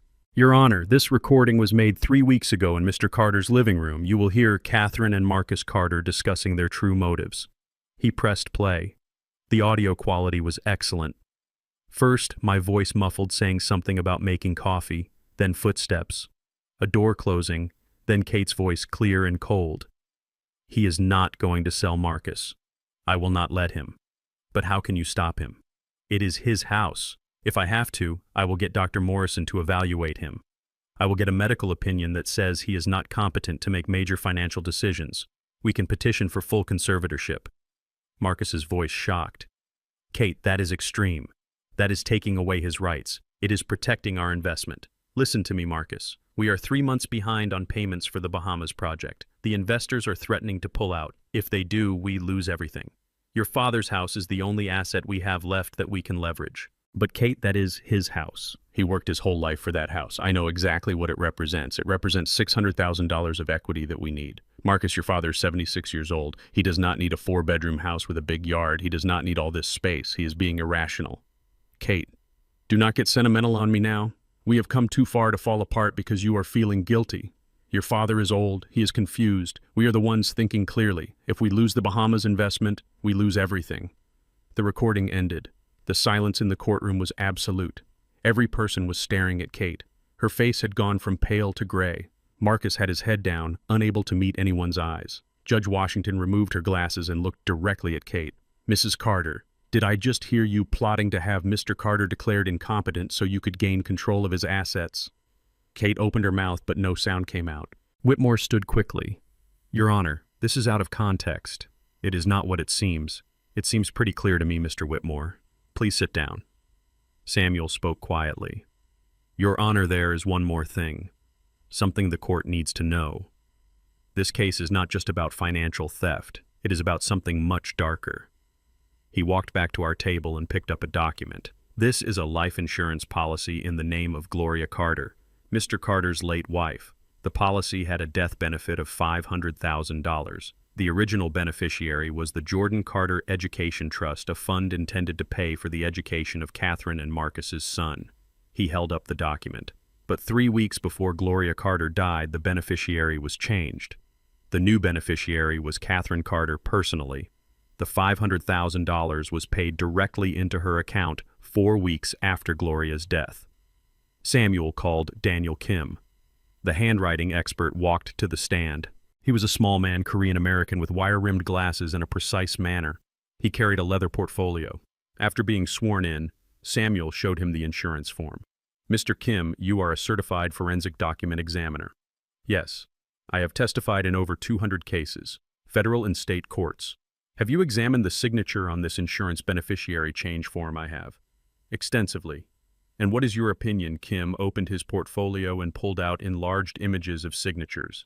This signature, purporting to be Gloria Carter's signature, is a forgery. It is a simulation. Someone attempting to copy her signature. He pointed to details on the enlarged images. The genuine signatures show fluid motion, natural pen speed, consistent letter formation. The questioned signature shows hesitation marks, unnatural pen lifts. The stroke order is wrong. This was not written by Gloria Carter. This was written by someone looking at an example of her signature and trying to copy it. Samuel let that information settle. So the beneficiary change was fraudulent. In my professional opinion, yes. Gloria Carter never signed this form. Samuel pulled out another document. Your Honor, this is the bank record showing the $500,000 insurance payment deposited into Catherine Carter's personal account on April 3, 2023. And this is a search of the Georgia Secretary of State's records. There is no entity registered as the Jordan Carter Education Trust. It was never created. The money intended for a grandson's education was stolen by Catherine Carter. Samuel's voice rose with controlled fury. Your Honor, Catherine Carter did not just steal from a living man. She stole from a dying woman. She forged Gloria Carter's signature while Gloria was in hospice dying of cancer. She took money meant for her own son's future and gambled it away on a failing resort. And then when the money ran out, she came to this court and tried to have Raymond Carter declared incompetent so she could take the last thing he owns. The courtroom erupted. Judge Washington banged her gavel. Order, order in this court. I looked at Marcus. He had turned to stare at Kate, his face twisted in horror. He had not known. He had known about the Bahamas investment. He had known they were using my money. But he had not known about the forged signature. He had not known his wife stole from his dying mother. Kate was shaking. Tears streamed down her face. Not tears of remorse, tears of panic. The mask had shattered. The careful performance was over. She was trapped, and she knew it. Judge Washington's voice cut through the chaos like a blade. Mrs. Carter, stand up. Kate stood on trembling legs. Whitmore stood beside her, but he looked like he wanted to be anywhere else. Mrs. Carter. I have been a judge for 12 years. I have seen a lot of terrible things in this courtroom, but what I have heard today is among the worst. You did not file this petition out of concern for your father-in-law. You filed it to cover up a massive theft, to maintain access to assets you have been systematically stealing. Judge Washington looked down at her notes. The petition for conservatorship is denied. Denied completely and unequivocally. Raymond Carter is fully competent. This petition was filed in bad faith. It is an abuse of the court system and an abuse of Mr. Carter. She was not done. Furthermore, I am ordering an immediate freeze on all assets belonging to Catherine Carter and Marcus Carter. No transfers, no sales, no withdrawals. Nothing moves until law enforcement has had an opportunity to investigate. Kate let out a sob. Marcus put his head in his hands. I am also referring this entire case file to the Fulton County District Attorney's Office for criminal investigation. The evidence presented today suggests multiple felonies, grand larceny, elder financial abuse, forgery, insurance fraud. These are serious crimes, and they will be prosecuted. Judge Washington looked at me. Her expression softened slightly. Mr. Carter, I am sorry for what has been done to you. This court failed to protect you. I hope that the justice system can now make it right. You have my deepest respect for having the courage to fight back. She banged her gavel one final time. This court is adjourned. The room remained silent for a moment. Then movement. Whitmore gathering his papers quickly, whispering urgently to Kate. Marcus standing up, not looking at his wife, walking toward the door like a man in shock. Samuel putting his hand on my shoulder. I stood on shaking legs. It was over. The battle was won. Kate's scheme was exposed.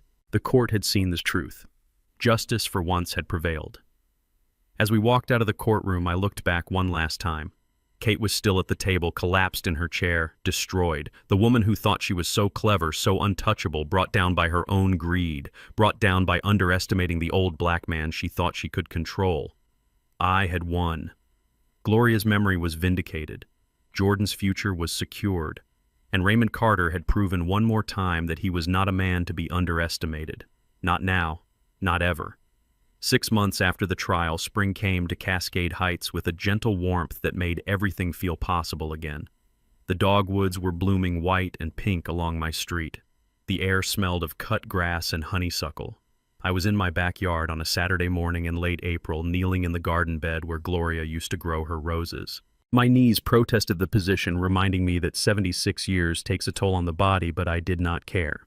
I was planting new rose bushes, red ones, Gloria's favorites. The past 6 months had been a whirlwind of legal proceedings, recovery, and rebuilding. After Judge Washington's ruling, things moved quickly. The Fulton County District Attorney's Office opened a criminal investigation within 48 hours. Kate was arrested 2 weeks later. The charges were extensive: grand larceny, elder financial abuse, forgery, insurance fraud, perjury for the false statements in the conservatorship petition. Her bail was set at $500,000, which she could not pay because all her assets were frozen. She sat in jail for 3 months before accepting a plea deal. 15 years in prison. No parole eligibility for at least 10 years. Her attorney tried to argue for leniency, claiming she was under financial stress, that she made mistakes but did not intend harm. The prosecutor, a sharp young black woman named Angela Davis, shut that down immediately. She played the recording in open court. She showed the forged insurance document. She presented Diane's financial analysis, showing the systematic nature of the theft. The judge was unmoved. 15 years. Kate was currently serving her sentence at Metro State Prison in Atlanta. Marcus's situation was more complicated. He cooperated with the investigation immediately. He provided documents. He testified against Kate. He admitted he knew they were using my money for the Bahamas investment, but claimed he did not know about the forged insurance documents or the full extent of the theft. The prosecutor believed him, or at least believed he was a victim of Kate's manipulation as much as I was. He was charged with conspiracy to commit financial fraud, but was offered a deal: 3 years supervised probation, community service, full restitution of any money he personally benefited from. He took the deal. He also filed for divorce. The proceedings were quick and brutal. Kate signed the papers from prison. They had nothing left to fight over. The Buckhead mansion was foreclosed. The cars were repossessed. The jewelry was seized as evidence. Everything they had built on stolen money was gone. I had not spoken to Marcus since the trial. He tried to call me twice, left voicemails. I could not bring myself to listen to them. Samuel said Marcus wanted to apologize, wanted to explain, but I was not ready. Maybe I would never be ready. He was still my son. I still loved him. But he had chosen Kate over me. He had sat in my living room and let her plot to take away my freedom. That betrayal cut deeper than the stolen money. But there was one person from that wreckage who mattered more than anything. Jordan, my grandson, 16 years old. He had been living with me since Marcus lost the Buckhead house. At first it was temporary, a place to stay while Marcus figured things out. But as the weeks turned to months, it became clear this was where Jordan belonged, with me. In the house his grandparents built, learning the stories of where he came from. Jordan was a good kid, smart, kind. He looked like Marcus, but had Gloria's gentle spirit. He was dealing with his own trauma. His mother was in prison. His father was disgraced. His whole life had been turned upside down. But he was resilient. He went to school, made good grades, talked to a therapist twice a week, and slowly he was healing. I heard the back door open and turned to see him walking across the yard. He wore jeans and a Morehouse College t-shirt, a school he dreamed of attending. He was tall, almost 6 feet, with light brown skin and curly hair cut short. He had a basketball under one arm and a smile on his face. "Grandpa, you need help with those roses?" he asked, setting the basketball down. "I would not say no to a strong back," I replied, standing up slowly. My knees cracked in protest.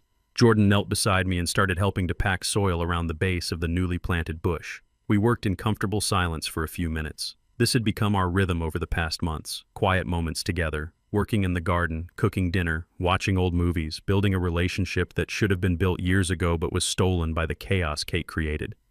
"These were Grandma's favorite, right?" Jordan asked, touching one of the rosebuds gently. Yes, she loved red roses, said they reminded her of strength, beauty that required care and attention. She planted the original bushes when we first moved into this house, 1982. You were not even born yet. Your father was just a little boy. Jordan nodded. He had heard stories about Gloria from me, but he was only 14 when she died. Old enough to remember her, but not old enough to really know her. I had been filling in those gaps, telling him about her work as a teacher, her love of gospel music, her fierce determination that our family would succeed despite every obstacle society put in front of black people like us. Grandpa Jordan said after a while, his voice tentative, "Can I ask you something?" "Of course. Do you think you will ever forgive my dad?" I set down my gardening trowel and sat back on my heels. It was a question I had been asking myself for months.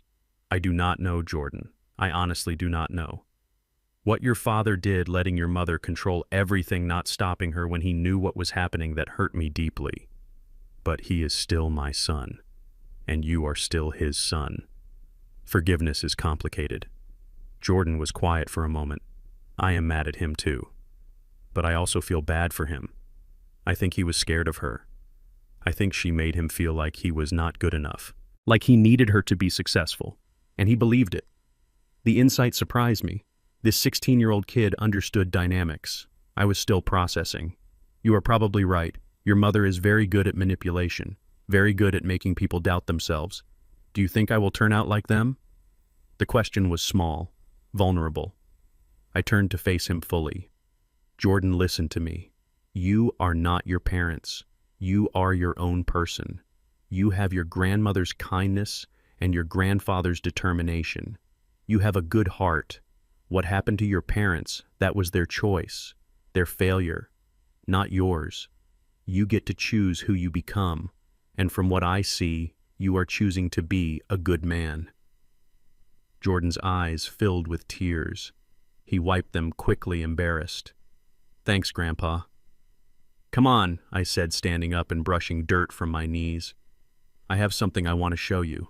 Inside. We walked into the house. Jordan washed his hands at the kitchen sink while I went to my bedroom. From the closet, I pulled out a large envelope.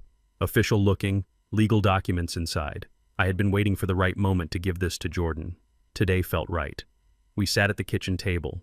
The same table where Gloria used to grade papers. The same table where Kate had sat and lied to my face. But those ghosts were fading. This table was becoming something new. A place where Jordan and I ate breakfast together, where he did homework, where we talked about his future. I slid the envelope across to him. Open it. Jordan looked at me with curiosity, then carefully opened the envelope. He pulled out the documents inside and started reading. His eyes went wide. What is this that I said is the Jordan Carter Educational Trust, officially registered with the state of Georgia, set up by your grandmother Gloria before she died. She wanted to make sure you had money for college, for medical school, for whatever education you needed to build the life you wanted. Jordan flipped through the pages. Trust documents, bank statements, investment accounts. Grandpa, this says there is $700,000 in here. That is correct. $500,000 from your grandmother's life insurance policy, the policy your mother stole. The money has been recovered through the legal proceedings and placed in the trust where it was always meant to be. And I added $200,000 more from the money I was able to recover from the various accounts. Consider it my contribution to your future. Jordan stared at the papers, his hands shaking. $700,000. Grandpa, I can go to any college I want. I can go to medical school. I can become a doctor like Grandma always talked about. That is exactly what your grandmother wanted. She worked her whole life as a teacher, investing in other people's children. But her greatest investment was always supposed to be you. Your mother tried to take that, but we got it back. Every penny. And now it is yours, protected. No one can touch it but you. Jordan set the papers down and came around the table. He wrapped his arms around me in a tight hug. His shoulders shook as he cried, not tears of sadness, tears of relief, of hope, of a future that had been stolen and was now restored. Thank you, he whispered. Thank you for fighting for this, for fighting for me. I held my grandson and felt something break open in my chest. All the pain of the past 2 years, all the betrayal and anger and loss. It was still there. But alongside it now was something else, something that felt like healing, like purpose restored. Your grandmother and I built this for you, I said. We wanted you to have opportunities we did not have. We wanted you to become whatever you dreamed of becoming, a doctor, a lawyer, an engineer like me. Whatever called to you. That is what this money represents. Freedom, possibility. The chance to break the limitations that were put on us and build something even greater. Jordan pulled back, wiping his eyes. I want to be a doctor, a pediatrician. I want to work in communities like Cascade Heights, help kids who look like me, kids whose families do not have money for good health care. I want to give back. I smiled. Your grandmother would be so proud. I am so proud. We spent the next hour going through the trust documents. I explained how the money was invested, how he could access it for educational expenses, how it would be managed until he turned 21 and gained full control. Samuel had set everything up perfectly, protected, legal, unbreakable. That evening, after Jordan went to his room to call his friends and share the news, I walked back out to the garden. The sun was setting, painting the sky in shades of orange and purple. The newly planted roses stood in neat rows, their buds not yet open, but full of promise. In a few weeks they would bloom, red and beautiful and strong, just like Gloria. I thought about everything that had happened, the theft, the betrayal, the fight, the victory. 6 months ago, I was sitting in a courtroom listening to my daughter-in-law try to have me declared incompetent. Today I was standing in my garden having just secured my grandson's future.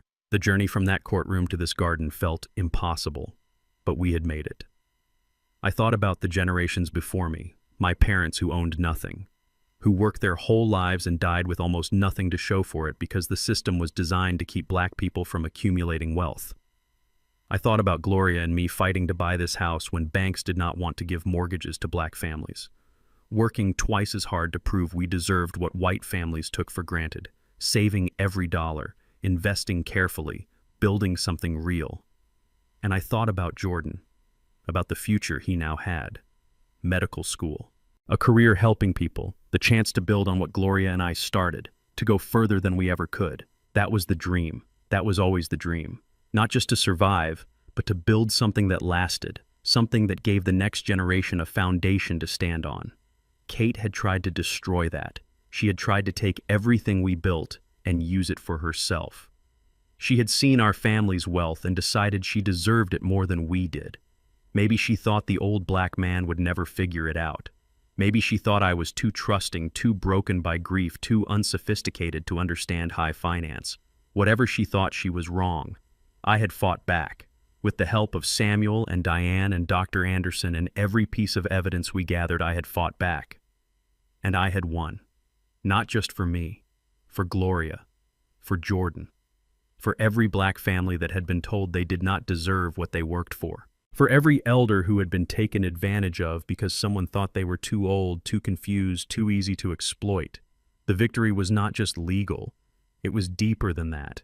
It was a reclamation of dignity, of agency, of the right to control my own life and protect what I had built. Kate had tried to erase me, to turn me into a non-person, a ward of the court, someone whose decisions did not matter. But I was still here, still standing, still Raymond Carter. I looked up at the darkening sky. Somewhere up there, I like to think Gloria was watching, smiling, proud of the fight I put up, proud that Jordan's future was secure, proud that her legacy lived on. I did it, baby, I whispered to the evening air. I kept my promise. Our grandson is going to be okay. He is going to have the future you dreamed for him. The money you set aside, it is his now. Safe, protected, and he is going to do something beautiful with it, just like you always believed he would. A breeze moved through the garden, rustling the leaves of the rose bushes. I chose to believe it was her answer, her way of saying she knew, that she was at peace. I walked back into the house. Jordan was in the living room on the phone with someone, his voice excited as he talked about college plans. The sound filled the empty spaces, made the house feel like a home again. Not just a place where an old man lived alone with his grief, but a home where a grandfather and grandson were building a life together, where the past and future connected, where legacy meant something real. The legal battle was over. Kate was in prison. Marcus was rebuilding his life somewhere, trying to figure out who he was without her. The money was recovered. The trust was established. Justice in its imperfect way had been served. But more than that, we had survived. Jordan and I. We had taken the wreckage Kate left behind and built something new from it. A relationship, a bond, a family. Not the family I thought I would have in my old age, but the family I needed. The family that mattered. I sat in my armchair, the same chair I had sat in when Samuel first told me about the theft. Back then, I felt broken, destroyed, unsure if I could go on. Now, 6 months later, I felt something different. Not happiness exactly. The wounds were still too fresh for that. But peace. Purpose. The quiet satisfaction of knowing I had fought the good fight and won. Gloria's photograph still sat on the mantel. I looked at her smiling face and felt gratitude wash over me. Gratitude for the life we built together, for the values she instilled in our family, for the love she gave that still sustained me, even after she was gone. "We did good, Gloria," I said softly. "We did real good." And in the gathering darkness of my living room, with my grandson's voice drifting in from the next room, and the scent of roses coming through the open window, I finally allowed myself to believe it. We had won, the legacy was secure, and the future, despite everything, was bright. The battle was over, the healing had begun, and Raymond Carter, 76 years old, retired civil engineer survivor, was still standing, still here, still victorious. And that was enough. I look back at my own life and see where I trusted too blindly and stayed silent too long. If there is one lesson I want to leave you, it is this. Don't do what I did. Ask questions, protect your dignity, and never surrender your voice, even inside a family story. I learned that family betrayal does not always come from enemies, but sometimes from the people we love most. This family story taught me that faith, wisdom, and boundaries must walk together. I place my heart in God. I lean on God when truth feels heavy, and I thank God for giving me the strength to stand when everything tried to break me. If this family story speaks to you, let it be a warning and a reminder. Do not ignore the signs of family betrayal. Protect what you build and teach the next generation to do the same. This is not about revenge, but about truth after family betrayal.